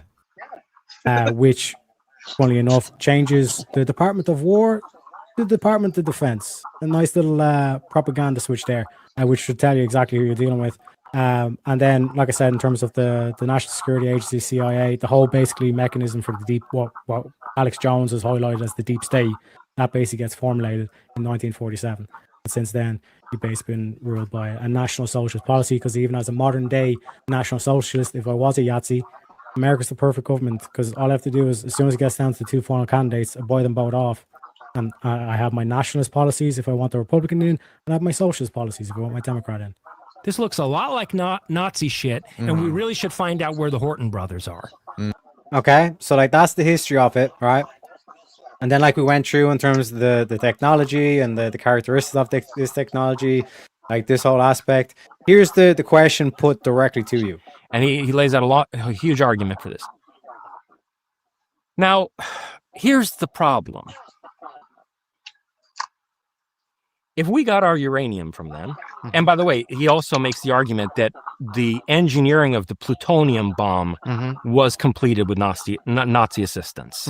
Okay, so if we got our, uranium and additional technical expertise for completing our nuclear weapons from the Nazis, and if there are two reports of Nazi successful nuclear tests in 44 and 45, why weren't these weapons used by the Nazis? It's a great question. Why? Well, there are a couple of different answers, and they're both really disturbing. Okay. JS wouldn't like this. JS is going to tell you that's Let me start. I don't know which one is more disturbing. Okay, but okay. So if Ronald Richter is working on fusion in Argentina in 1950, is it possible? And the Nazis had, let's say, they've developed this bell that involves electromagnetic torsion of thorium and some kind of a plasma fusion that takes place inside of this device. Is it possible the Nazis figured out some other kind of nuclear reaction, weaponizable nuclear reaction, besides fission? And is that related to why Ronald Richter was promising fusion bombs to Juan Perón, which he never delivered? Interesting. I didn't know he was promising fusion bombs. Yeah, he was promising nuclear weapons to, and this is why the IAEA went down there. Fusion bombs. No. Well, okay, he's working on fusion, and he's promising nuclear bombs to Perón. So we may assume from those two data points that he's promising fusion bombs. Now, we only developed fusion bombs. And hydrogen bombs are fusion bombs. Exactly. Right? Exactly. But here's the interesting thing, is that we developed hydrogen fusion bombs in the 50s. And this is 1950. Ronald Richter's down there. So it's relatively the same ballpark time frame. Yeah, okay? Edward Teller and Ulam, that design was 52. Yeah, but here's the thing. Our hydrogen bombs use a fission trigger to create a fusion reaction. What if the Nazis figured out how to create a fusion reaction without a fission trigger? It would be extremely useful because the radioactivity of a nuclear explosion comes from the fission trigger. The neutron bombardment that, well, first of all, immediately disrupts like a whole, our whole organism, and then also irradiates all the fallout that comes down on people. That neutron bombardment is from the fission reaction, not from the fusion. So if you could create a fusion reaction without a fission trigger, you'd have a clean nuclear bomb. An extremely high explosive force, but no radioactivity. So your troops could move into that area and occupy it immediately. Really? There'd be no radioactivity. No radioactivity. It's the opposite of a neutron bomb. So a neutron bomb is engineered to maximize neutron bombardment. This is an aneutronic fusion bomb. If the Nazis developed that in 1944 to 45, atom bombs would be like matches for them. It's child's play. So they would be willing to trade that for something else, like maybe the mass assimilation and amnesty for Nazi scientists, like maybe incorporation of their entire SS spy network in Eastern Europe into the CIA, like perhaps the transfer of a huge amount of funds, wartime loot to Argentina and other places, that they made a deal and gave the matches to the Americans. They kept the fusion bombs for themselves. You don't think they'd just vaporize large swaths of American territory and try to win? Now this comes to the second reason. Yeah. Okay? Which is even more disturbing. Okay. All right. And I almost apologize for how disturbing this is. No. Okay? But people need to really think about this, because I think we're still inside this spider's web, and it's responsible for a lot of the deception, misdirection around the disclosure conversation today. Okay. So you have to take seriously this claim on the part of the Nazi leadership that they wanted 1,000-year Reich. Okay? 1,000-year imperium is no joke. Americans have a very hard time with this because this country was born yesterday in historical terms. Okay. There are other people who are capable of grasping this more effectively. Let me give you an example, and trust me, it's worth setting it up like this. And for context for the audience, real quick, Third Reich is called that because I believe it was the Roman Empire, then the Holy Roman Empire, and they were supposed to be the third instantiation. Yeah. So they want this 1,000-year Reich. Okay, well, who thinks like that? We, in Iran, there was a dynasty that's often misnamed the Second Persian Empire. Actually, they weren't Persians, they were Scythians, the Parthian Empire of Iran. Okay, it lasted for 400 years. The Parthian Empire of Iran was the principal rival of Rome. So the two superpowers in the world at that time were the Roman Empire and the Parthian Empire of Iran. And at that time, the country was called Aryana Khashatra, Aryan Imperium. That was the official name of the Parthian government, was Aryan Imperium. And then Iran means Aryan. Like, that's what, like, Iranians call themselves, like, Aryans. And well, the best part is Ireland. I have a buddy who's an actual, like, Indo-European or Indo-Aryan. No. Do not call that. That's Indian psyop fucking slop. Trying to include Indians in with like, oh, we're Caucasian too. They're not. Indians are not a thing. It's Aryan. No, modern day Indians. But I'm saying what this, like, at the time, this was like, it was called the Indo-European area. This what, like, the geographical location. He's like, no, actually, I'm gonna say, like, he's from Iran, lives in England, but he has blonde hair and blue eyes. Yep. But his whole family's Middle Eastern. I was like, what the fuck? Like, the Caucasus are like right on the border of like what we call Middle East Asia, right? Middle East, like, and it's basically just between like what would have been like northern Iran and Russia. The Caucasus, they're like, we're Caucasian, but now they've done this thing of like, oh, we can't call ourselves Aryan anymore. We call ourselves Indo-European. But like, that's just a fucking psyop to try and include like Indians and say, oh, we're one of you and all this kind of shit. No, we're Aryans. Indians are their own fucking distinct thing. There was some like mixing going on and trying to like mix with the Indians and all this kind of shit, but it didn't work. All right, basically Aryan. So like all the way from Iran, like the Persians and all this kind of shit, all the way over to America, like that's basically all Aryan. Don't buy into this whole Indo-European bollocks. gets shortened to Iran in Middle Persian. Yeah, Terry, So I these got a question for Parthians you. ruled Iran and successfully fought the Romans, usually to a stalemate, for 400 years. Then they get overthrown in a coup by these guys called the Sassanids, the Sassanid Persians, and they establish their own empire. But the Parthian elite continue to be the backbone of the Sassanid state. The feudal houses, the Parthian feudal houses, serve the Sassanid state and protect it the way, like in Game of Thrones, you have all the main houses in Game of Thrones, and they're like serving, what's that place? You know, the main, the capital, whatever it is, right? Oh, in Game of Thrones, where's yeah, that place? I forget. Anyway, the Lannisters King's are there, Landing. and like all the other feudal houses are serving them, right? Yes, yeah. So get this. The Parthians rule Iran for 400 years directly. Yeah. They continue to rule Iran secretly for another 400 years under the Sassanids. They're the backbone of the Sassanid state. In the end, the conflict, make a very long story short, the conflict they had with the Sassanids results in the collapse of Iran to Islam. The state security of Iran and the conquest of the Persian Empire by the Arab Muslim armies was on account of basically the tension between the Sassanids and these feudal lords. So Iran then is subsumed by Islam for a couple hundred years.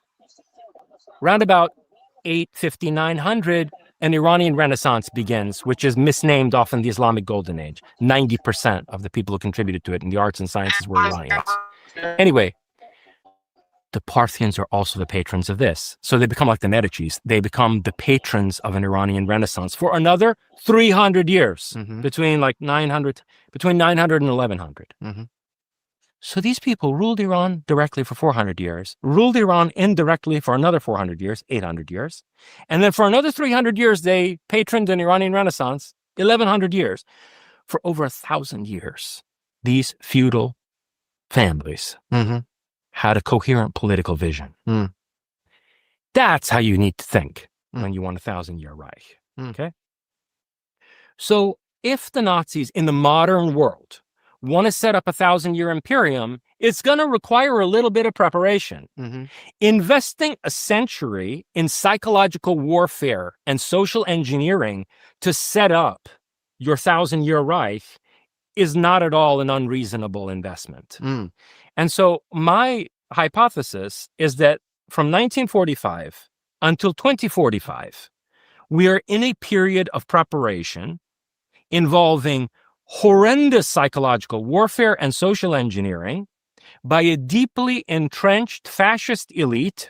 Let's not call them Nazis anymore because they're really not nationalists. A deeply entrenched fascist elite that controls the American deep state. So that's the second answer to why did they not win the war? No, they won the war. It's just you have to rethink what the war is. The war is a Weltanschauungskrieg. It's a worldview war. And that doesn't mean what Americans think it does. So like when we went into Germany in 1945, the American military went in there, they translated Weltanschauungskrieg into psychological warfare. And then later it became, the battle for hearts and minds, right? Psychological operations, psyops, or psychological warfare. That's not what Weltanschauungskrieg means. It means a war over the constitution of the world from out of human consciousness on a social level. And it goes back to German thinkers like Schelling, Friedrich Schelling, and also ultimately Nietzsche, definitely Nietzsche's idea of perspectival conflict, that there's no unified God's eye perspective on the world. There is, of course, God is dead, right? I mean, Nietzsche is the ultimate deconstructor of a theistic, monistic ontology. So there's no God to have a perspective on the whole world. And there's nothing like a God's eye perspective, even in science. And science is always conditioned by culture and by politics. So ontologically, the world is pluralistic. I mean, William James also made this point. He wrote a whole book called A Pluralistic Universe, which... And he goes into that as well, but I'm going to be wrapping up as well because I got to make sure I maintain the sleep pattern as well, folks. But just to kind of show you in terms of the like Aryan, why is it Aryan, and you should kind of make Aryans great again, all this kind of shit, right? Ireland, right? What people call Ireland or Ireland in the English language, in the Irish language, it's this word here, which is pronounced Éireann, right? But if you were an English speaker trying to put Aryan into the Irish language, you would use this word because an. See how simple that is? And when you look back to where the name Aaron comes from, it was from Aaron's oil, right? Which is Eru. There was the goddess Eru, who was like the sovereign of Ireland, and then the Malaysians came over, and in order to like they're compromised so that they would have peace and would have the island of Ireland today. The condition is that you have to call this land Aryan. We're all Aryans, like Anglo-Saxons, Celts, like the Romans, the Greeks, Russians, like all the way over to Iran. That's basically our history. From America to Iran, we're all Aryan. You know, but closing thoughts, final thoughts, B before we head away. Oh man. Oh, by the way, just to say as well, like, and I'll one sec, I'll calm up for this one just so we're all clear. This whole like UFO files and all this kind of shit, yeah. They're aliens / angels. Okay, we are dancing, we are playing along.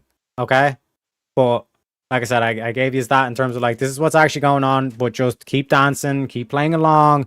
Oh yeah, like the Book of Enoch, 100%. Yeah, the angels are back and all this kind of shit. Right? Just play along because, like, if you check back to the start of the stream, there's a plan in place to deal with all these communists and all this kind of shit. Right? These Islamists that like who came over and all this kind of thing. So just play along and don't whatever you do, don't fucking black pill for fuck's sake. But yeah, go ahead, Gaming Beat.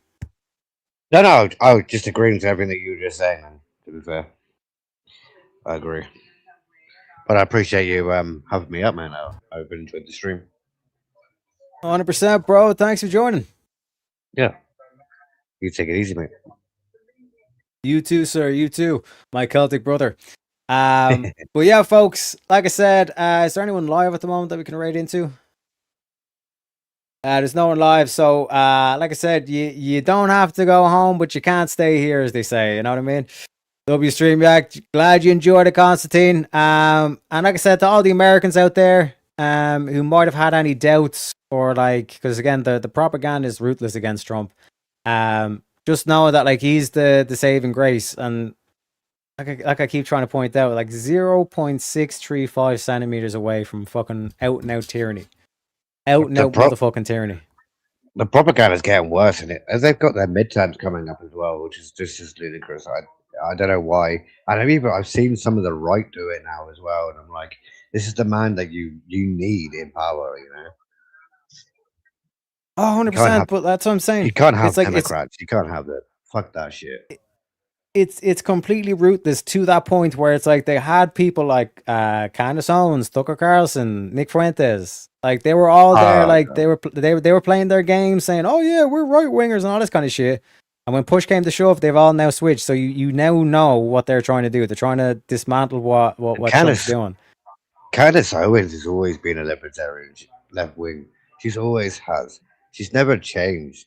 The only person that kind of made her help see the light, Charlie Kirk. And now he's gone. She's going back into that kind of same bullshit monologue crap that she's always used to spill. I've never really liked her. Oh man, they're globalists. they're piece shit globalists that try to deindustrialize America. And like I said, I end the stream the exact same way. God bless America. God bless Donald Trump. And I'll see you all on. Why wouldn't you dedicate yourself to public service? Because I think it's a very mean life. I would love and I would dedicate my life to this country, but I see it as being a mean life. And I also see it as somebody with strong views. And somebody with the kind of views that are maybe a little bit unpopular, which may be right, but may be unpopular. I am your voice.